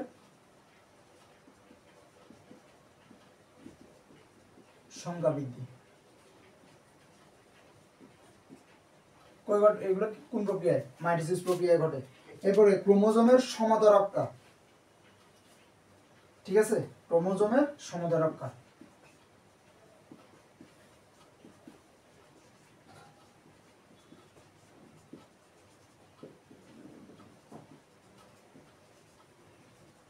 এটার সাথে প্যাচ থাকে কোনটা জানো? ক্রোমোজোম সংখ্যা ধ্রুব রাখা। ধ্রুব রাখাটা হচ্ছে মিওসিসে, আর ক্রোমোজোমের সমতা রক্ষা বললে এটা হচ্ছে মাইটোসিস। তো এটা কেমন মনে রাখবা? জাস্ট কিছু না, যে বলো না মাস দিয়ে মনে রাখবা সমতা, এটা কি মাইটোসিস, এভাবে মনে রাখবা। মাস বলে না, জানুয়ারি মাস, ফেব্রুয়ারি মাস, এই মাস। মা ফর মাইটোসিস, স ফর সমতা রক্ষা, ঠিক আছে? টেকনিকটা আমি বলে দিলাম, মাস মনে রাখবা। আর ওইটা ধ্রুব মিওসিস। তো এরপরে হইতেছে যে সাইটোপ্লাজম এবং নিউক্লিয়াসের ভারসাম্য রক্ষা দিতে পারো। তারপর পুনরুৎপাদন, ক্রমাগত ক্ষয়পূরণ, এইগুলা। তারপর হচ্ছে নির্দিষ্ট আকার আয়তন বজায় রাখে। আর আরেকটা কথা মনে রাখবা, অনিয়ন্ত্রিত মাইটোসিস, এই বৈশিষ্ট্যটা একটু, এখানে আমি আরো কিছু বৈশিষ্ট্য বলছি, ওগুলো তোমরা অ্যাড করে নিবা। এবং এটা হচ্ছে ওই তোমাদের বইয়ে আছে, বইয়ের মধ্যে মাইটোসিসের গুরুত্ব বা তাৎপর্য বা প্রয়োজনীয়তা আছে না, ওই টপিকের ওইখানের মধ্যে এগুলো আছে। এগুলো হচ্ছে একদম মেইন বোল্ড লাইনগুলো, এগুলো বলে ক্ষয়পূরণ। এখন তুমি একটু লিখে দিলা, এভাবে করে হাত পা কেটে গেলে ক্ষয়পূরণ এভাবে হয়। এবার দেখা ঘটনা আমরা দৈহিকভাবে বৃদ্ধি পাচ্ছি, বংশবৃদ্ধি করে কারা করে, ওই যে এককোষী সুকেন্দ্রিক জীব ক্যালামিডোমোনাস। জননাঙ্গ সৃষ্টি হয়, জনন কোষের সংখ্যা বৃদ্ধি। আর এখানে আরেকটা জিনিস লাগে, জনন কোষ সৃষ্টি, এটা যদি বলো তাহলে এটা কিন্তু কি মিউসিসে যাবে, এটা আমি পরে আলোচনা করতেছি। এখানে এটা নিয়ে একটু প্যাচ লাগে, এটা নিয়ে একটু প্যাচ লাগে, ঠিক আছে, এটা তো ক্লিয়ার করে দিলাম।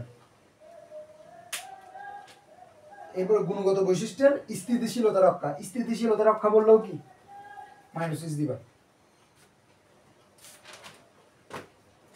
এখন আরেকটা যেটা আলোচনা করবো যে অনিয়ন্ত্রিত মাইটোসিস।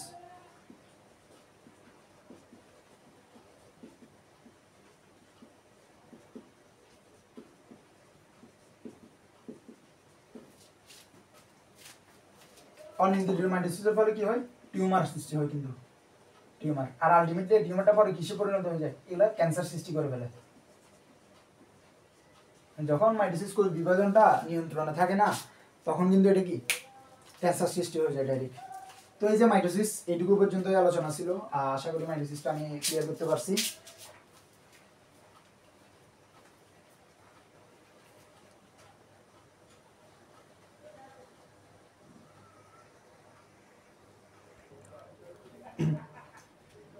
আচ্ছা, এখন আমাদের মাইটোসিসের গুরুত্বটাও পড়া শেষ। তো এখন আমরা আলোচনা করব মিওসিস নিয়ে। তো আমি একটু এটা মুছে দিই। আমাদের মাইটোসিস টপিক মোটামুটি শেষ একদম।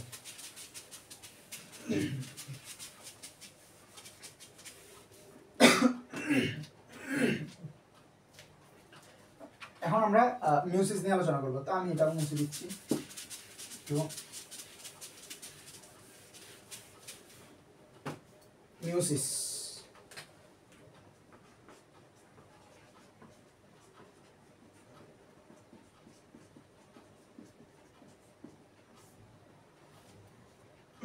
এই মিওসিস কোষ বিভাজনে কি হয়, বা এটার আরেকটা নাম কি হ্রাসমূলক বিভাজন। এখানে কিন্তু কি ক্রোমোজোম সংখ্যা হ্রাস পায়, অর্ধেক হয়ে যায়। মাতৃকোষে যেটা আছে অপত্য কোষে তার অর্ধেক হয়ে যায়। ধরো মাতৃকোষে 2n, তো এটা অপত্য কোষে কি হয়ে যায়, n হয়ে যায়। তো এখানে কি হয়, ক্রোমোজোম সংখ্যা হ্রাস পায়।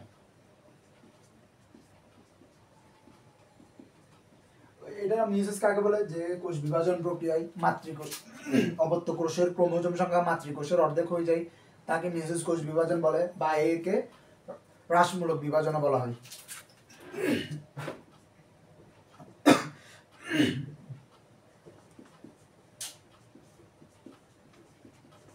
ক্রোমোজোম সংখ্যা হ্রাস পায়।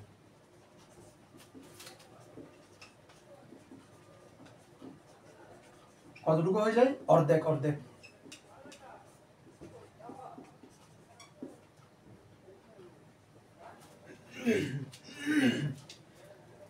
এটার অপর নাম কি, হ্রাসমূলক বিভাজন।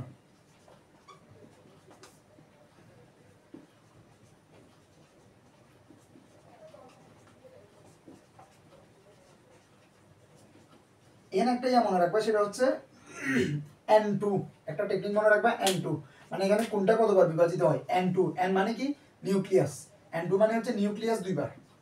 নিউক্লিয়াস কয়বার, নিউক্লিয়াস দুইবার বিভাজিত হয়, কিন্তু সাইটোপ্লাজম বিভাজিত হয় একবার।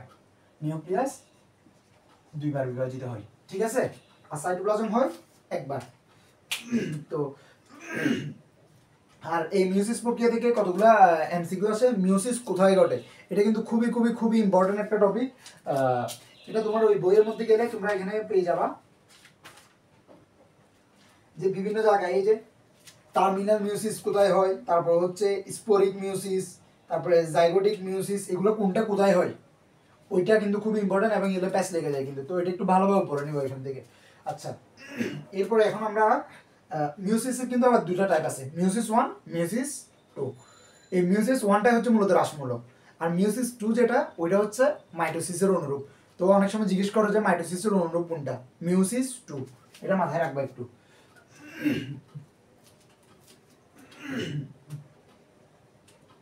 কেন এই যে আমি একটু এখানে দেখাই যে আপনাদের এই যে 2n তো এটা মিউসিস প্রক্রিয়ায় এটা কি হয় প্রথমে n হয় এই যে এটা হচ্ছে মিউসিস 1 এগুলো কি মিউসিস 1 বুঝছো আর এখানে তো হ্রাস পাইছে দেখতেছো না আবার এখান থেকে যেগুলো হয় এগুলো কিন্তু n ই থাকে এটা হচ্ছে মিউসিস 2 এই দুটো ঠিক আছে এগুলো মিউসিস 2 আর মিউসিস 2 এ তো দেখতেছে n থেকে n দ্যাট মিন্স কি এটার মানে হচ্ছে ওই যে মাইটোসিসের অনুরূপ না n থেকে n ই হইছে কোনো কমে নাই এটার কি এগুলো কি মিউসিস 2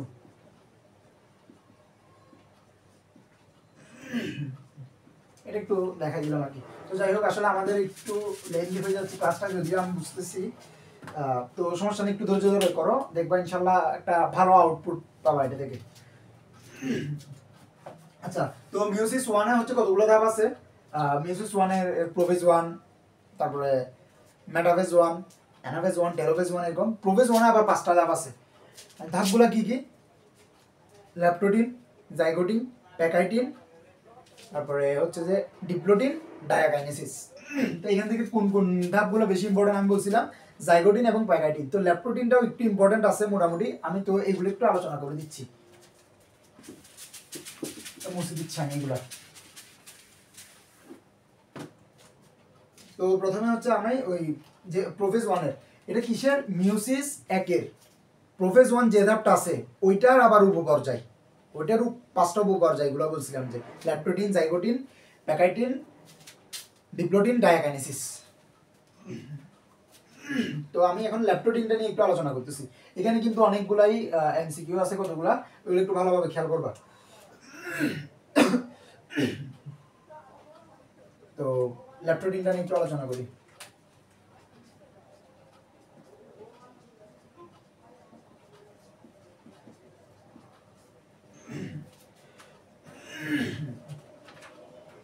প্রথমে একটা চিত্র আঁকি ফেলবা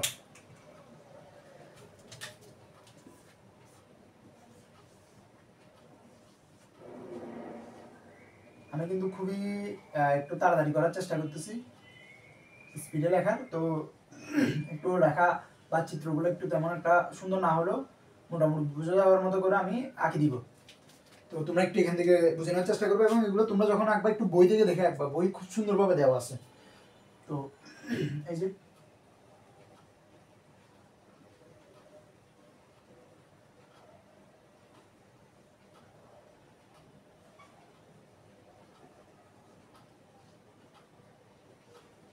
এখানে কতগুলো দাগ থাকবে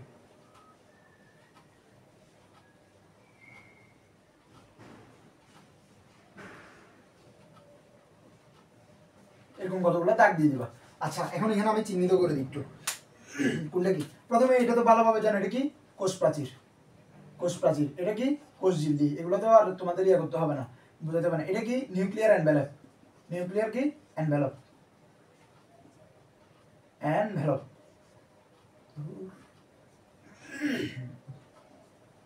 আচ্ছা এরপর এটা কি সেন্ট্রোমিয়ার এটা ভালোভাবে চিহ্নিত করতে হবে সেন্ট্রোমিয়ার ওই যে গোল যেটা আছে এটা সেন্ট্রোমিয়ার এরপর এখানে যে কতগুলো দাগ দাগ আঁকছি না এগুলো হচ্ছে ক্রোমোমিয়ার এগুলো কি ক্রোমোমিয়ার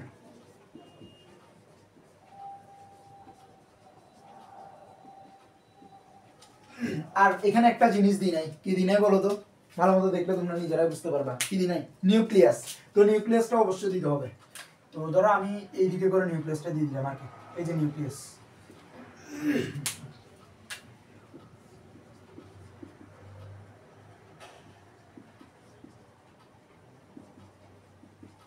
ঠিক আছে তো এবার এখানে যে বৈশিষ্ট্যগুলো এই চিত্রের নাম কি ল্যাপ্টোটিনের উপপর্যায়ের চিত্র দিয়ে দিবা চিত্র কি দিয়ে দিবা ল্যাপ্টোটিনের উপপর্যায়ের চিত্র এখন বৈশিষ্ট্যগুলো কি কি একটা বৈশিষ্ট্য হচ্ছে এখানে কি হয় এখানেও কিন্তু কি জলবিয়োজন হয় যেহেতু এটা প্রোফেজ 1 এর আর প্রোফেজে কি হয় জলবিয়োজন হয় বলছিলাম না তো এখানেও কি হয় জলবিয়োজন হয় এরপর এখানে কি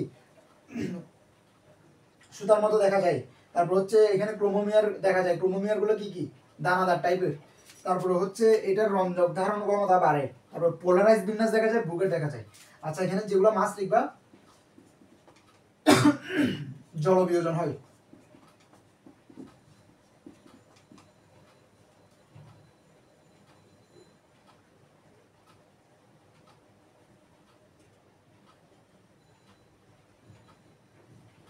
তারপরে ক্রোমোজোম গুলো কি সুতার মতো দেখা যায়, ক্রোমোজোম গুলো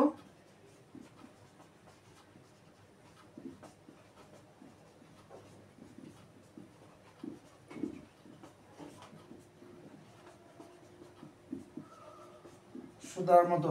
আচ্ছা আমার মার্কারটা একটু ডিস্টার্ব দিচ্ছে, যেহেতু আমি ওই কালারের যেটা আছে অন্য কালার ওইটা দিয়ে লিখতেছি। হ্যাঁ, তারপর 3 নাম্বার, এখানে ক্রোমোমিয়ার দেখা যায়। ক্রোমোমিয়ার কিরকম? দানাদার।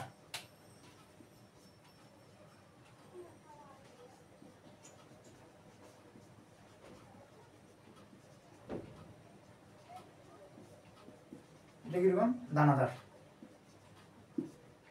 এরপর হচ্ছে এখানে কি পোলারাইজ বিন্যাস দেখা যায়।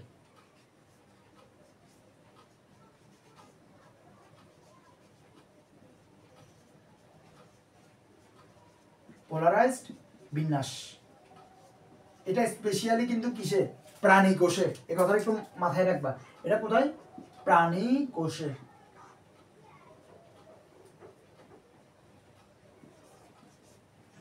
এমসিকিউ চলে আসতে পারে কিন্তু। আচ্ছা আর একটা কথা মাথায় রাখবা, সেটা হচ্ছে বুকেট, ফুলের তুরার মতো দেখা যায় তো অনেক সময়। এখানে ক্রোমোজোম গুলো একত্রিত জড়ো হওয়ার কারণে তো এটাকে বুকেট বলা হয়। আর এটা আবিষ্কার করে এক খুব সুন্দর একটা নাম, বিজ্ঞানী ডার্লিংটন। ডার্লিং কিন্তু আমরা কি ফুল দিয়ে একটু ওই যে বুঝাই না, ডার্লিংকে তো ফুল প্রেরণ করে, তাই না? তো বুকেটটা কি? ফুলের তুরাকে বুকেট বলা হয়। তো এই যে বুকেট দেখা যায় এই পর্যায়ে, আর এটাকে আবিষ্কার করে বিজ্ঞানী ডার্লিংটন। এমনিতেই মনে থাকে এটা।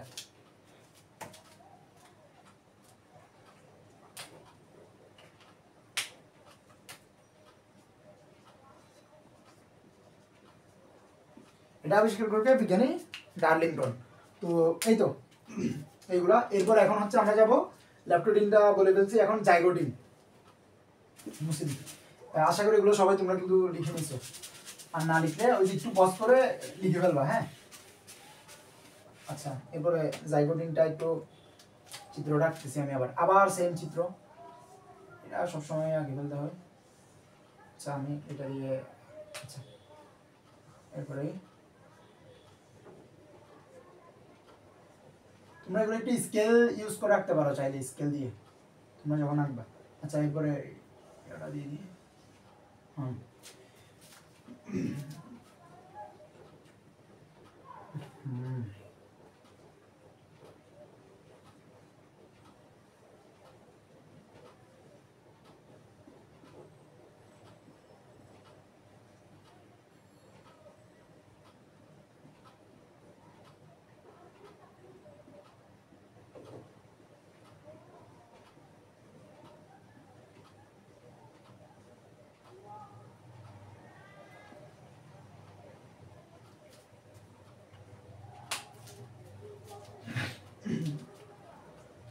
আর নিউক্লিয়াসটা তো মাস থাকবেই। তো এগুলো একটু চিহ্নিত করে ফেলবো। এটা কি? নিউক্লিয়ার কোষ প্রাচীর, কোষ ঝিল্লি, নিউক্লিয়ার এনভেলপ, এরপরে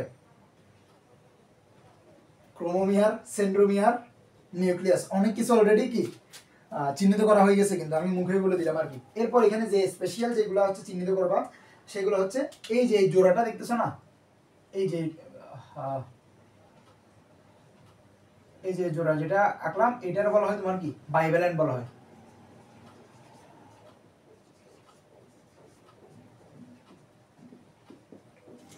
এরপরে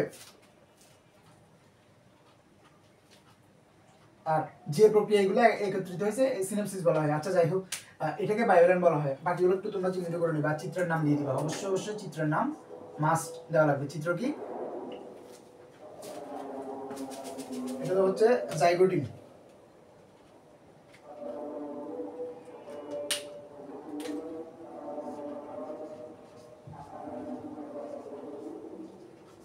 জাইগোটিন, এটা মাথায় রাখবা। তো এখানে যে স্পেশাল বৈশিষ্ট্য যেটা মনে রাখবা, সেটা হচ্ছে কি এখানে সিনাপসিস প্রক্রিয়া দেখা যায়। আচ্ছা প্রথমে হচ্ছে এখানে কি বাইভ্যালেন্ট দেখা যায়। বাইভ্যালেন্টটা কি? এই যে জোড়া বাঁধে, এই যে ক্রোমোজোমগুলো জোড়া বাঁধতেছে, এই যে দুইটা ক্রোমোজোম একসাথে একটা জোড়া হয়ে গেছে, এই দুইটা এক জোড়া হয়ে গেছে, এগুলোকে বলা হয় বাইভ্যালেন্ট। আর যে প্রক্রিয়ায় এই যে বাইভ্যালেন্টগুলো জোড়া বাঁধে বা ক্রোমোজোমগুলো জোড়া বাঁধে, যে প্রক্রিয়া ক্রোমোজোমগুলো জোড়া বাঁধে ওই প্রক্রিয়াটাকে বলা হয় সিনপসিস। তো এই দুইটা মাস্ট দিয়ে দিবা। সিনপসিস দেখা প্রক্রিয়া দেখা যায়, বাইভ্যালেন্ট দেখা যায়। তো প্রথমে ধরো বাইভ্যালেন্ট,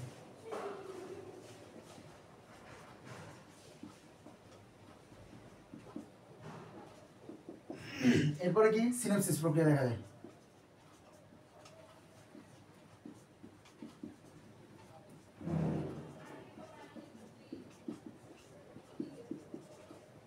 সিনপসিস প্রক্রিয়া দেখা যায়। আর বাইভ্যালেন্টটা কি? বাইভ্যালেন্ট হচ্ছে জোড়া বাঁধা ক্রোমোজোম জোড়াই, যে মানে যে ক্রোমোজোমগুলো জোড়া বাঁধে ওইগুলা জোড়া বাঁধা ক্রোমোজোম জোড়া, ঠিক আছে? একটু লিখে নিও তোমরা। তো এই তো গেল, এটা কি জাইগোটিনটা গেল। এরপর এখন আমরা প্যাকাইটিনে চলে যাব। প্যাকাইটিন, এটা কিন্তু খুবই খুবই খুবই ইম্পর্টেন্ট। এখান থেকে এমসিকিউ আসে, সিকিউ আসে, সব কিছুই আসে কিন্তু এই প্যাকাইটিন থেকে। তো প্যাকাইটিনের প্রথমে আমরা চিত্রটা কি,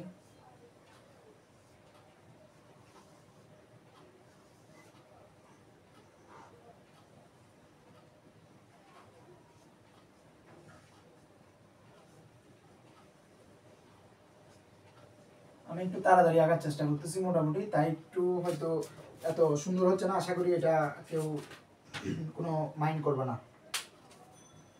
তো এখানে যে নিউক্লিয়াসটা এক পাশে দিয়েই ফেলি, এই যে নিউক্লিয়াস এটা, এরপরে আচ্ছা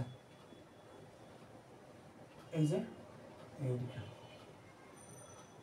ঠিক আছে? এখানে আরেকটা আসবে, এটা এটার সাথে লাগিয়ে যাবে। এই এখানে যে ক্রোমাটিড আছে না, এই দুইটা ক্রোমাটিড একটা আরেকটার সাথে লেগে যাবে।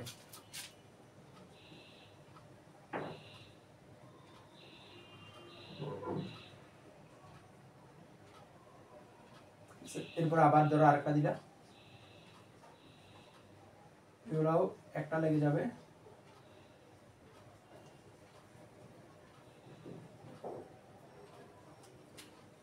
তো এখানে প্রথমে মনে রাখবা, একটু ভালোভাবে খেয়াল করো, এই যে দুইটা ক্রোমাটিড আছে না, এই যে একটা ক্রোমোজোমের দুইটা ক্রোমাটিড, এগুলোর বলা হয় সিস্টার ক্রোমাটিড। কি বলা হয়? Sister chromatid. একটা ক্রোমোজোমের, একই ক্রোমোজোমের যে দুইটা ক্রোমাটিড, এগুলোর বলা হয় সিস্টার ক্রোমাটিড। সিস্টার মানে কি? বোন। একই মায়ের দুইজন সন্তান, দুইজন মেয়ে, এটাই তো একজন আরেকজনের বোন না? তো এই যে একই ক্রোমোজোমের দুইজন, একই ক্রোমোজোমের ধরো দুইটা হাত, এরা হচ্ছে সিস্টার ক্রোমাটিড, ঠিক আছে? আর যখন এটা ভিন্ন, ধরো ভিন্ন মায়ের দুজন হয়, তখন এটা হ্যাঁ বোন হতে পারে, ওটা আলাদা, কিন্তু নন সিস্টার। নন সিস্টার মানে বোঝাচ্ছে একই জনের না কিন্তু। তো ধরো ঠিক সেই ভিন্ন ক্রোমোজোমের দুইটা ক্রোমাটিড যখন একত্রিত হবে, ওটা নন সিস্টার ক্রোমাটিড। আচ্ছা প্রথমে এটা কি? Sister chromatid. একই ক্রোমোজোমের দুইটা ক্রোমাটিডকে কি বলা হয়? Sister chromatid. Sister chromatid.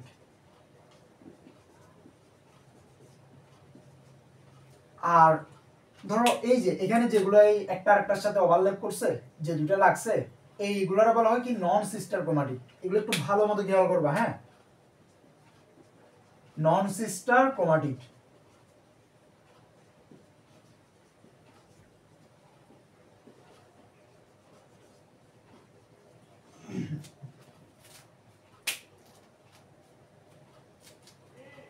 তারপর এই যে এখানে সেন্ট্রোমিয়ার আছে, এগুলো মনে রাখবা।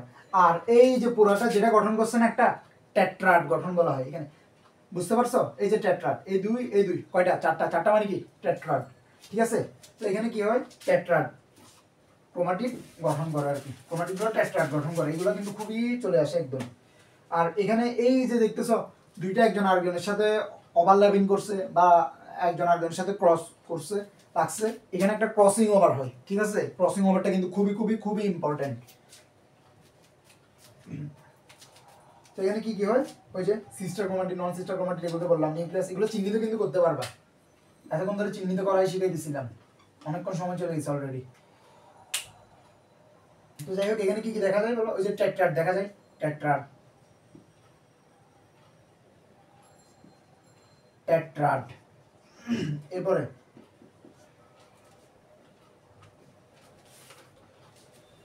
ক্রসিং ওভার হয়।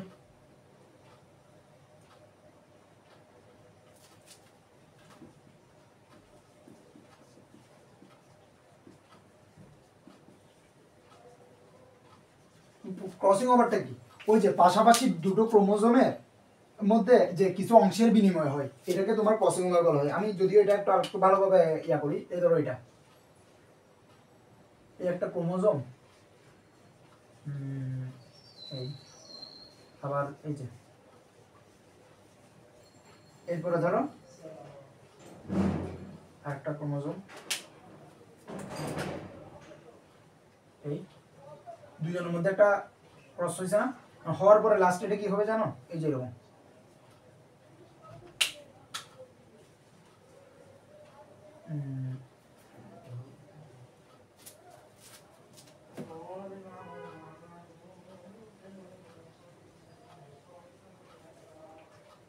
এই অংশটা এখানে কি হয়ে যাবে, এই যে যেখানে ক্রসিং ওভার হয়েছে এইগুলো কালো হয়ে যাবে, এইগুলো ওই ক্রোমোজোমেরটা এখানে চলে আসছে। আর এরপরে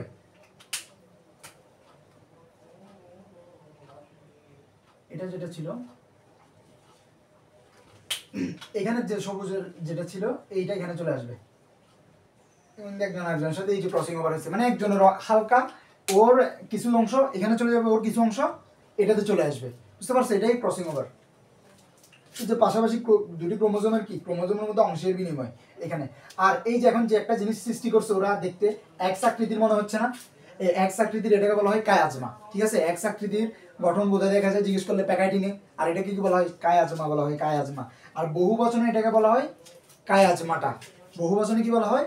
কায়াজমাটা, ঠিক আছে?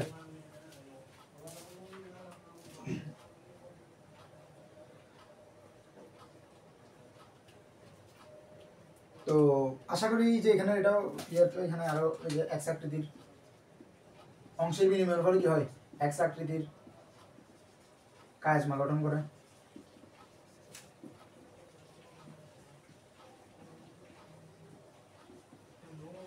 মনে রাখবা এই ক্রসিং ওভারটা কিন্তু সবচেয়ে বেশি ইম্পর্টেন্ট, এটা এটা প্যাকাডিনে হয়।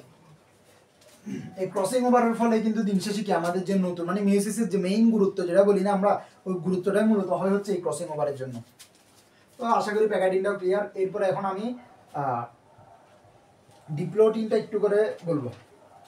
ডিপ্লোটিন আসলে এত বেশি ইম্পর্টেন্ট নাই, প্যাকাডিনটাই মেইন, এবং ডায়াগাইনেসিস জাইগোটিন যেটা পড়েছিলাম, প্যাকাডিন এবং জাইগোটিন হচ্ছে সবচেয়ে বেশি ইম্পর্টেন্ট। তো এখন হচ্ছে ডিপ্লোটিনটা একটু বলে দিই।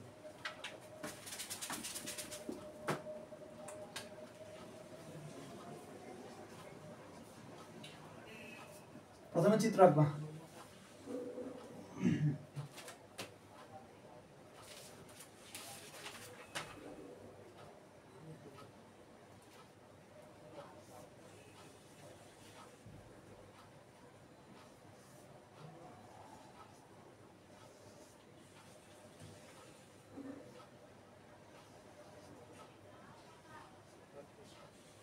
এখানে কিন্তু আবার এই যে নিউক্লিয়ার এনভেলপটা এখানে কিন্তু কি বিলুপ্ত হওয়া শুরু করে, তো এটা মাথায় রাখবা, এখানে বিলুপ্ত প্রায় দিবা, ঠিক আছে? একটু লুপ্ত লুপ্ত ইয়া করে দিবা।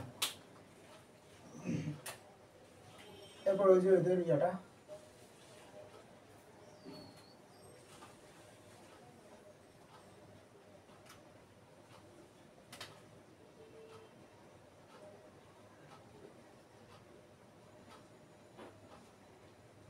এখানে আরেকটা আঁকবা, ঠিক আছে? এরকম সেম আরেকটা আঁকবা। তো যাই হোক, এখানে দেখো একটা জিনিস, ওরা এই যে সেন্ট্রোমিয়ার বরাবর, এই যে সেন্ট্রোমিয়ার আছে, সেন্ট্রোমিয়ার বরাবর কি একজন আরেকজন থেকে দূরে সরে যাচ্ছে না? এখানে কিন্তু কি শুরু হয়? বিকর্ষণ শুরু হয়, এই কথাটা মাথায় রাখবা, ঠিক আছে? এখানে কি শুরু হয়? বিকর্ষণ শুরু হয় প্রথমে সেন্ট্রোমিয়ার বরাবর, এরপরে লাস্টে গিয়ে প্রথমে দেখো, দেখতে তো পাচ্ছ এখানে সেন্ট্রোমিয়ার বরাবরই সবচেয়ে বেশি কিন্তু দূরত্ব, ঠিক আছে? আর এখানে ক্রোমাটিডগুলো কিন্তু এখনো কি লেগে আছে। তো প্রথমে সেন্ট্রোমিয়ারের বিকর্ষণ শুরু হবে, এরপরে সেন্ট্রোমিয়ার বিকর্ষণ হইতে হইতে পরে আস্তে আস্তে পুরো ক্রোমোজোমটারই বিকর্ষণ শুরু হয়ে যাবে, বুঝতে পারছো? তো এটা মনে রাখবা, এখানে কি শুরু হয়? বিকর্ষণ শুরু হয়। তো এখানে চিত্রর নাম দিবা। এটা কিন্তু মাস্ট, এটা কি লুপ্তপ্রায়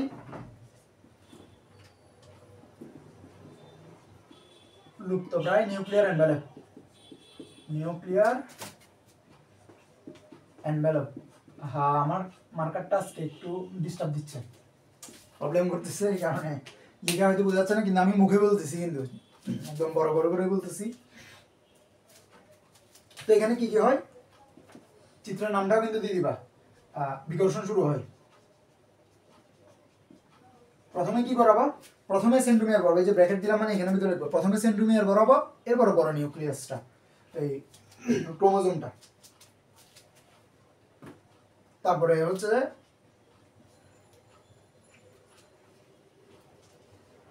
আর এখানে আরেকটা জিনিস মনে রাখবা, সেটা হচ্ছে যেখানে নিউক্লিয়ার এনভেলপটা কি বিলুপ্ত হতে শুরু করে, তখনই কিন্তু কি নিউক্লিয়াসটাও বিলুপ্ত হতে শুরু করে। তো এটা একটু কি মাথায় রাখবা, এই যে বিলুপ্ত হয়ে যাচ্ছে, ঠিক আছে। তো এটা কি লুপ্তপ্রায় নিউক্লিয়াস দিয়ে দিবা, লুপ্তপ্রায় নিউক্লিয়াস, সুন্দরভাবে চিহ্নিত করবা এগুলো, ঠিক আছে, নিউক্লিয়াস। আচ্ছা, বিকর্ষণ শুরু হয়, এরপর এখানে আরেকটা জিনিস হয়, এই বিকর্ষণ হয়ে লাস্ট পর্যন্ত এটা কি প্রান্তীয়করণ বা টার্মিনালাইজেশন হয়। তাহলে কি প্রান্তীয়করণ, এই যে এমসিকিউ তো চলে আসছে, এটা ধরে রাখো, প্রান্তীয়করণ বা টার্মিনালাইজেশন, ঠিক আছে, কই ঘটে, ডিপ্লোটিন উপপর্যায়ে। প্লাস লাগানো যাবে না কিন্তু, ডায়াকাইনেসিসে নয়, এটা এটা ডিপ্লোটিনে, বুঝতে পারছো, কই হয় প্রান্তীয়করণ ডিপ্লোটিনে, ঠিক আছে। কেমনে মনে রাখবা ভাইয়া, মনে থাকবে না, এটা কেমনে মনে রাখবে, এই যে দেখো ডিপ্লো, এই যে প দেওয়া আছে, ডির পরে প দেওয়া আছে, ডর পরে কি প দেওয়া আছে, পদে প্রান্তীয়করণ মনে রাখবা, শেষ। আর কিছু লাগে লাগে না কিন্তু, এখান থেকে বাইর করে ফেলা যায়। ওই যে মেটাফেজের মধ্যে কি বলছিলাম, এম দিয়ে মনে রাখা যায় অনেক কিছু, ঠিক সেম ডিপ্লোটিনে কি হয় প্রান্তীয়করণ ঘটে, কেন মনে রাখবা, ডিপ পর প্রান্তীয়করণ, শেষ। আচ্ছা, ডায়াগনোসিসটা তেমন লাগবে না, এখন হচ্ছে মিওসিসের গুরুত্ব, সবচেয়ে বেশি ইম্পর্টেন্ট কিন্তু এটা, মিওসিসের গুরুত্ব। আমরা এখন কি নিয়ে পড়াশোনা করব, মিওসিসের গুরুত্ব। আচ্ছা, এটা মেটাফেজ 1, মেটাফেজ এটা দিল প্রোফেজ 1, আর মেটাফেজ 1 এ কিছু ঘটনা ঘটে, আমি বলে দিচ্ছি, সেন্ট্রোমিয়ার বিভক্তি হয় না। নর্মালি মাইটোসিসের মেটাফেজে কিন্তু কি সেন্ট্রোমিয়ার বিভক্ত হয়, কিন্তু মিওসিসের যে মেটাফেজ 1 আছে এইখানে সেন্ট্রোমিয়ার বিভক্ত হয় না, এটা এমসিকিউতে আসবে কিন্তু। তো কি মেটাফেজ 1 এ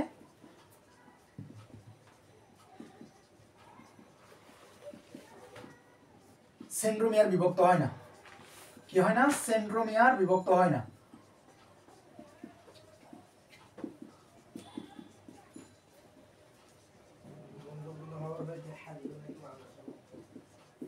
আচ্ছা, এরপর হচ্ছে তোমার অ্যানাফেজ 1 এ কিছু ঘটনা ঘটে, অ্যানাফেজ 1 এ লিখানো, একটু আমি মুখে বলতেছি, লিখানো। অ্যানাফেজ 1 হচ্ছে তোমার ট্রাকশন ফাইবারের দৈর্ঘ্য, এটাতে কি হয় ট্রাকশন ফাইবারের দৈর্ঘ্য হ্রাস পেতে থাকে। এরপর হচ্ছে যে হ্যাঁ, মেরুতে ক্রোমোজোম সংখ্যা মাতৃকোষের ক্রোমোজোম সংখ্যার অর্ধেক হয়ে যায়, কি মনে রাখবা, ট্রাকশন ফাইবারের দৈর্ঘ্য হ্রাস পেতে থাকে কই, অ্যানাফেজ 1 এ। তারপরে মেরুতে ক্রোমোজোম সংখ্যা মাতৃকোষের ক্রোমোজোম সংখ্যা অর্ধেক হয়ে যায় কোন উপপর্যায়ে, অ্যানাফেজ 1 এ। দুইটা এমসিকিউ কিন্তু আসে বারবার, তো বলে দিলাম, এই যে এভাবে করে লিখে নাও।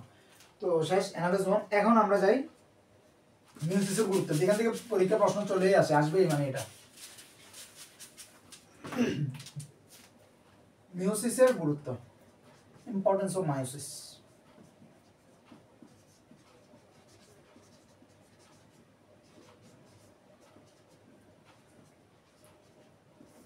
এটা বইয়ে গিয়ে সুন্দরভাবে বই থেকে পড়ে ফেলতে পারো। তো আমি এখানে তারপরেও কিছু সংখ্যা বলে দিচ্ছি, ওই যে ক্রোমোজোম সংখ্যা কি হয় ধ্রুব রাখে, লিখতেছি, ক্রোমোজোম সংখ্যা ধ্রুব রাখে।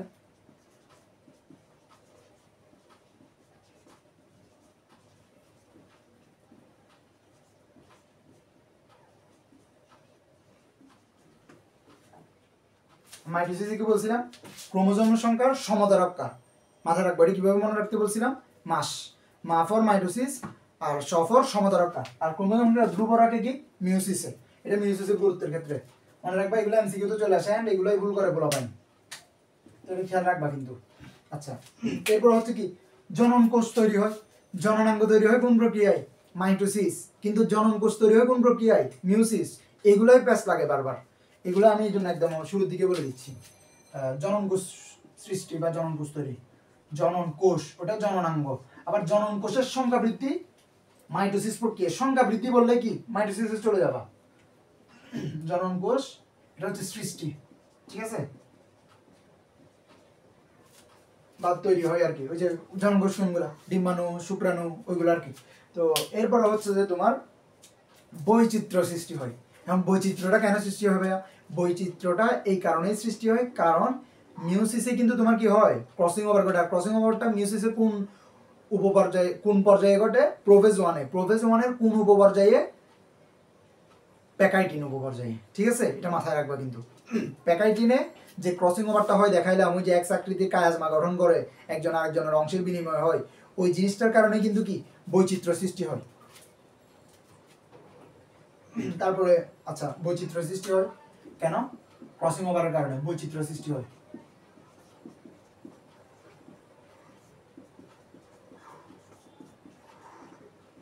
কেন? For crossing over.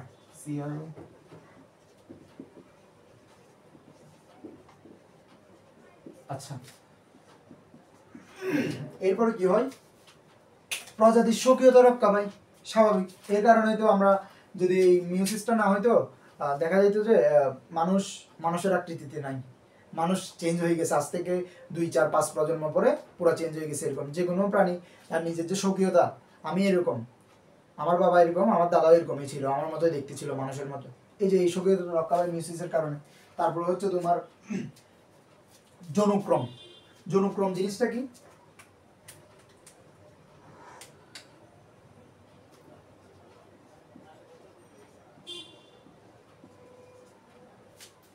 মানে এই যে আমাদের দুইটা দশা আছে না, একটা হচ্ছে ডিপ্লয়েড দশা আর একটা হচ্ছে হ্যাপ্লয়েড দশা। হ্যাপ্লয়েড মানে কি? একটা এন সিঙ্গেল, আর ডিপ্লয়েড মানে দুইটা এন ডাবল। এই যে ডিপ্লয়েড এবং হ্যাপ্লয়েড দশার যে পর্যায়ক্রমিক যে আবর্তনটা, এটারই তোমার জনুক্রম বলা হয়, 2n। এরপর 2n থেকে আবার কি হবে? n, n থেকে আবার কি হবে? 2n, 2n থেকে আবার n। এই যে ইয়াটা, প্রক্রিয়াটা, এটাই তোমার জনুক্রম। বুঝতে পারছো? আচ্ছা, এটা গেল। আর একটা ভেরি ভেরি ইম্পর্টেন্ট পয়েন্ট যেটা দিতেই হবে, সেই জিনিসটা হলো মেয়োসিস।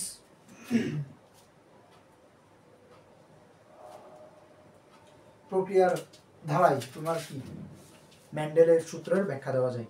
মেন্ডেলের সূত্রটার ব্যাখ্যা মেয়োসিস প্রক্রিয়া ছাড়া দেওয়া যায় না। তাহলে কি মেন্ডেলের সূত্র, এটা মাস্ট দিবা, মেন্ডেলের সূত্র, ঠিক আছে। এই যে গেল, এগুলো করে মিউজিক গুরুত্ব দিয়ে দিবা। আর এগুলো একটু কি হালকা, এগুলো বলার পরে একটু ব্যাখ্যা দিয়ে দিবা, শেষ। তো আশা করি মিউজিকও শেষ। এখন আমাদের বাকি আছে তাহলে আমরা 5 স্টার টপিকগুলো শেষ করে ফেলছি, জাস্ট মিউজিক এবং মাইটোসিসের পার্থক্য বাকি, আর হচ্ছে যে কোষ চক্রটা একটু বাকি। আর ক্রসিং ওভার নিয়ে তো বলছি, এখন ক্রসিং ওভারটা সম্পর্কে তোমরা বইয়ের শেষের দিকে গেলে জানতে পারবা। তবে যাই হোক, এখান থেকে যে ইম্পর্টেন্ট তথ্য যেটা মাস্ট মাথায় রাখবা সেটা হচ্ছে যে এই ক্রসিং ওভারটা সর্বপ্রথম আবিষ্কার করেন বিজ্ঞানী থমাস হান মর্গান। উনি কোথায় আবিষ্কার করে? ভুট্টা উদ্ভিদে। এখন ভুট্টার ইয়াটা বৈজ্ঞানিক নামটা একটু মনে রাখতে হবে, জিয়া মাইস। আমার একটা টিচারের নাম হচ্ছে জিয়া ভাইয়া, জিয়া স্যার। তো ওইখান থেকে এমনিতে আমার মনে থাকতো জিয়া মাইস, ইয়েস মাই টিচার, এভাবে করে মনে রাখতাম।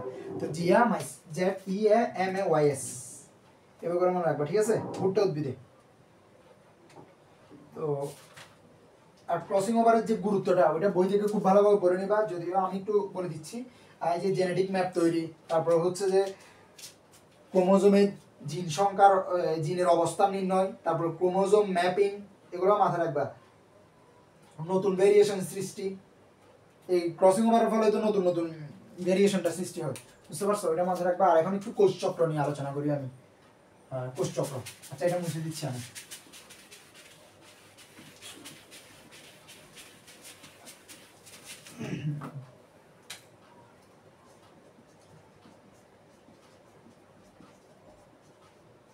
একটা কোষের সৃষ্টি, বৃদ্ধি, আবার সেটা থেকে তোমার নতুন কোষের সৃষ্টি, এই যে জিনিসগুলো হচ্ছে মানে একটা চক্রের মাধ্যমে নিয়ন্ত্রিত হয়। ওই চক্রটাকে তোমার কি বলা হয়? কোষ চক্র বলা হয়। যে একটা কোষের সৃষ্টি, বৃদ্ধি এবং পরবর্তী বিভাজন, এই যে তিনটা কাজের পর্যায়ক্রমিক আবর্তন, ওইটাই যে একটা চক্রের মাধ্যমে হয়, সেটা হচ্ছে কোষ চক্র। তো এখান থেকে কিছু তথ্য মাস্ট মাথায় রাখবা, সেগুলো হচ্ছে এটার আবিষ্কারক, কোষ চক্রের আবিষ্কারককে, আবিষ্কারক হচ্ছে হাওয়ার্ড হুপার। এগুলো এমসিকিউতে আসবে ভাই। আবিষ্কারক হাওয়ার্ড ও এল্ক। এরপরে এটা নিয়ন্ত্রণ করে কে? কোষচক্রটা নিয়ন্ত্রণ করে সাইক্লিন সিডিকে। নিয়ন্ত্রক সিডিকে দিয়ে দিচ্ছি আমি, সিডিকে। এরপর এখানে একটা কথা মাথায় রাখবা, প্রাপ্তবয়স্ক ব্যক্তির দেহকোষে কতটুকু কোষ থাকে এটা আসবেই। যে কোনো জায়গায়, যে মানে কোনো না কোনো পরীক্ষায়, তোমার জীবনের কোনো না কোনো পরীক্ষায়, কলেজ লাইফের হোক, অ্যাডমিশনের হোক, এই এমসিকিউটা পাবাই যে একজন প্রাপ্তবয়স্ক মানুষের কোষের সংখ্যা কত। সেটা হচ্ছে 100 ট্রিলিয়ন বা 10⁻14। তো প্রাপ্তবয়স্ক ব্যক্তির দেহে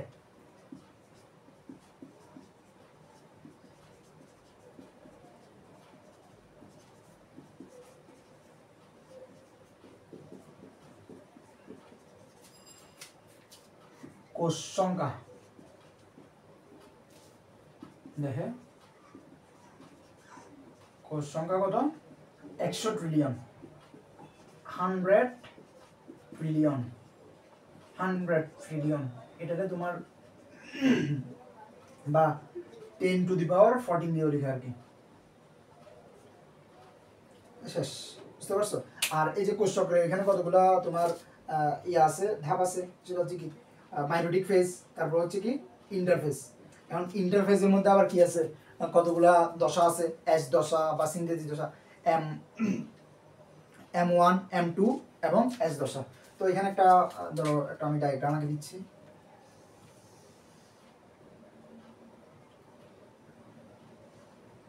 এইটা হচ্ছে তোমার এম ফেজটা, আর পুরোটা হচ্ছে ইন্টারফেস। এই পুরোটা ইন্টারফেস। এখন এখানে হচ্ছে তোমার কতগুলা ভাগ হবে। প্রথমে হচ্ছে G1, এরপর হচ্ছে এস দশা, এস, এরপর হচ্ছে G2, ঠিক আছে?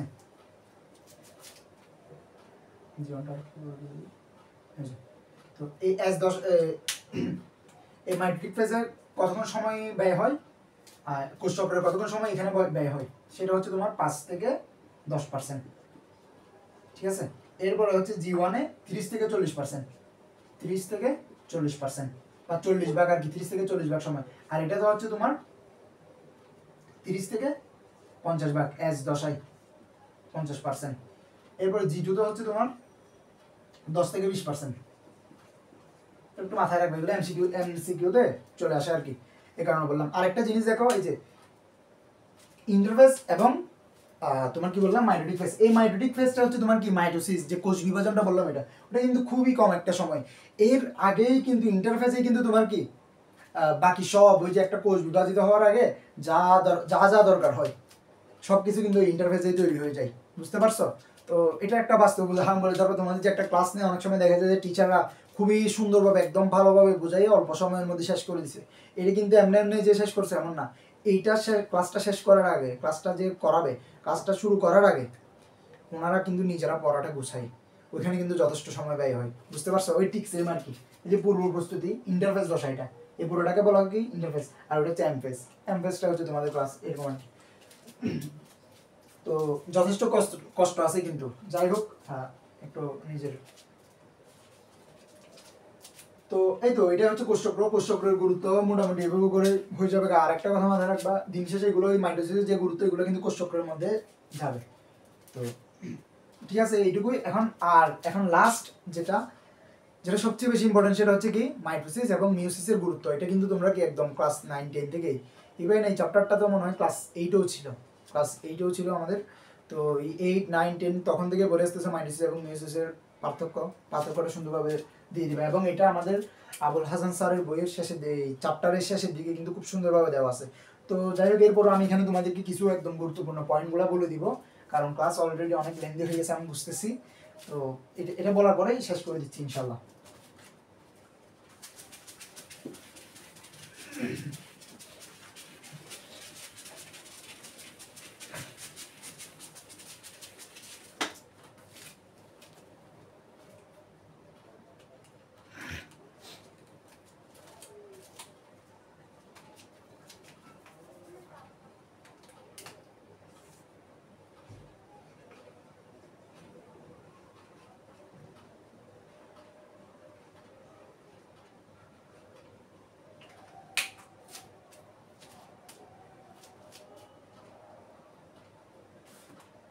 আচ্ছা, মাইটোসিস ভার্সেস মিয়োসিস।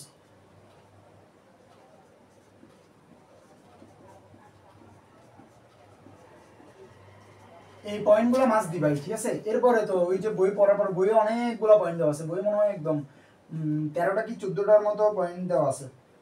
তো মিয়োসিস এখানে যেগুলো দিচ্ছে এগুলো মাস্ট দিবা সুন্দরভাবে। তো প্রথমে এটা কি ক্রোমোজোম সংখ্যা, এটা কি সমান থাকে, আর এটা কি হয়ে যায় হ্রাস পায়। প্রথমে কি ক্রোমোজোম সংখ্যা,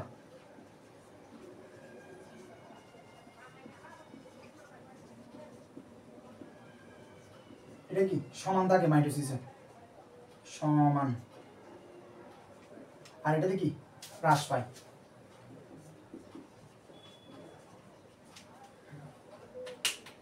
এরপরে এটার কি, এটার অপর নাম কি, মাইটোসিস কোষ বিভাজন অপর নাম কি সমীকরণিক বিভাজন, আর এটা হ্রাসমূলক বিভাজন। তো এটা কি সমীকরণিক,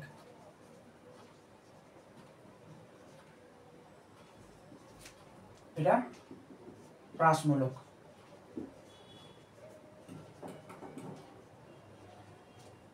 এগুলো কই হয়, মাইটোসিসটা দেহকোষে হয়। মাইটোসিস কোথায় সংঘটিত হয়, দেহকোষে। আর মিয়োসিস কই হয়, জনন মাতৃকোষে। জনন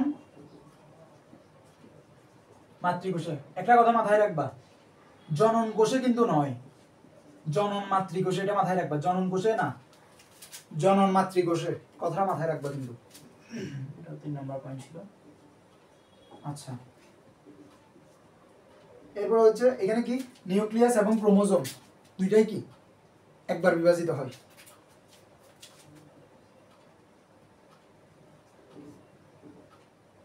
এই যে নিউক্লিয়াস এন্ড ক্রোমোজোম দুইটা কি একবার বিভাজিত হয়। আর এখানে ওই যে একটা লিখে দিছিলাম মনে আছে, মিয়োসিসের মধ্যে N2 মানে কি নিউক্লিয়াস দুইবার আর ক্রোমোজোম কয়বার, একবার হয়। তো নিউক্লিয়াস কয়বার হয় এখানে, নিউক্লিয়াস দুইবার, আর ক্রোমোজোমটা কয়বার, ক্রোমোজোম হয় একবার। এই কারণেই তো এটা হ্রাসমূলক হয়ে যায়, বুঝতে পারছো, হ্রাস পায়। এরপরে এখানে একটি থেকে কয়টি তৈরি হয়, অবত্য ক্রোমোজোম দুইটি, আর এটাতে কয়টা, একটা থেকে 4টা।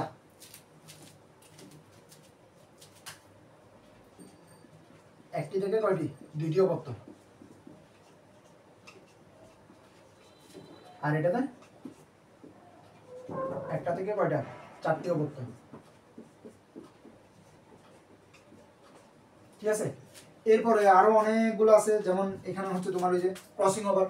মাইটোসিসে কি ক্রসিং ওভার ঘটে, ঘটে না। কোথায় ঘটে, মিয়োসিসে ক্রসিং ওভার ঘটে। এবার মেন্ডেলের সূত্র কি মাইটোসিস দিয়ে ব্যাখ্যা করা যায়, যায় না, মিয়োসিস দিয়ে ব্যাখ্যা করা যায়। তারপরে হচ্ছে তোমার ওই যে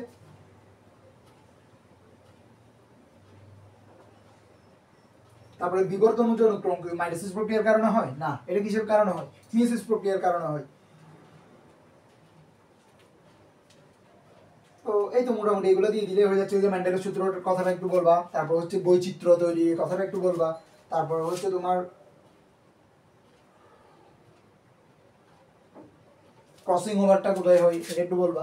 এটাই মোটামুটি এইভাবে করে বললেই এটা দেখবে একদম হয়ে গেছে এন্ড ইনশাল্লাহ। আর আরেকটা কথা আমি টেকনিক তোমাদেরকে শিখাই দিই। অনেক সময় দেখা যাবে পার্থক্য বলতে এভাবে বলতে পারো, অনেক সময় তুলনা করতে বলো। তুলনাটা কিভাবে করবে জানো, এটা আরো ভালো। ওই একদম এক পয়েন্ট দিয়ে বলবা মাইটোসিসে এটা হয় কিন্তু মিয়োসিসে এটা হয়, এভাবে করে বললে কি হবে জানো, তোমার লেখাটা আরো বড় হবে এবং দেখতে আরো সুন্দর দেখা যাবে, বুঝতে পারছো। এভাবে করে আনসার করার ট্রাই করবা।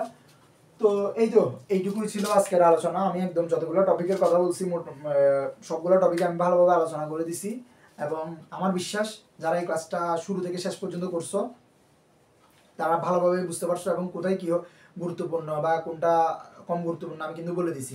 যেগুলো গুরুত্বপূর্ণ বা যেগুলোতে বারবার কনফিউশন সৃষ্টি হয় ওইগুলো কিন্তু আমি বলে দিছি। তো তোমরা এগুলো একটু ভালোভাবে খেয়াল রাখে পড়লে হবে। আর এই যে যারা ক্লাস নোটটা করছো যদি পারো একটু এই গ্রুপের মধ্যে ক্লাস নোটটা একটু পোস্ট করে দিও তোমরা মিডিয়ার গ্রুপের মধ্যে। আর এই তো নোটটা ভালোভাবে পড়িও, দেখবা ইনশাল্লাহ কমন চলে আসবে। আর চিত্রটা তো আমি এখানে দেখাই দিলাম, কোনটা কিভাবে কি করতে হবে, কোন টেকনিকটা অবলম্বন করতে হবে আমি এটা বলে দিছি কিভাবে করে কি করতে হবে। আর বই থেকে ভালোভাবে চিত্রটা আঁকবা। আর মাস্ট কি বলছিলাম, চিত্র আঁকি দিবা, ঠিক আছে। গ এর মধ্যে মানে যেখানে সুযোগ পাবা চিত্র আঁকি দিবা, চিত্র আঁকলে কিন্তু নাম্বার, এই কথাটা মাথায় রাখবা। বায়োলজির ক্ষেত্রে কিছু পারো না পারো চিত্র আঁকি দাও, একটু মোটামুটি বোঝা যায় মতো।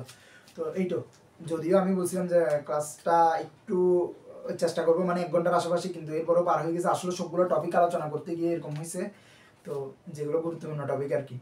তো যাই হোক, আশা করি এটা নিয়ে কেউ কোনো মনে কষ্ট রাখবে না।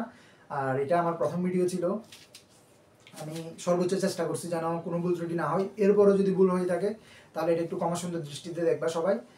আর এই তো পরবর্তীতে আরও কোনো নতুন একটা কোনো চ্যাপ্টার নিয়ে ভিডিও দেওয়ার চেষ্টা করবো যদি তোমাদের রেসপন্স পাই। তো তোমরা কোন চ্যাপ্টার নিয়ে ভিডিও চাও সেটা জানাতে পারো। আর সবাই ভালো মতো পড়ে ফেলিও। তো ধন্যবাদ সবাইকে, আজকে এইটুকুই। সবাই সবার জন্য দোয়া করিও, আর আমার জন্য সবাই দোয়া করিও। আসসালামু আলাইকুম।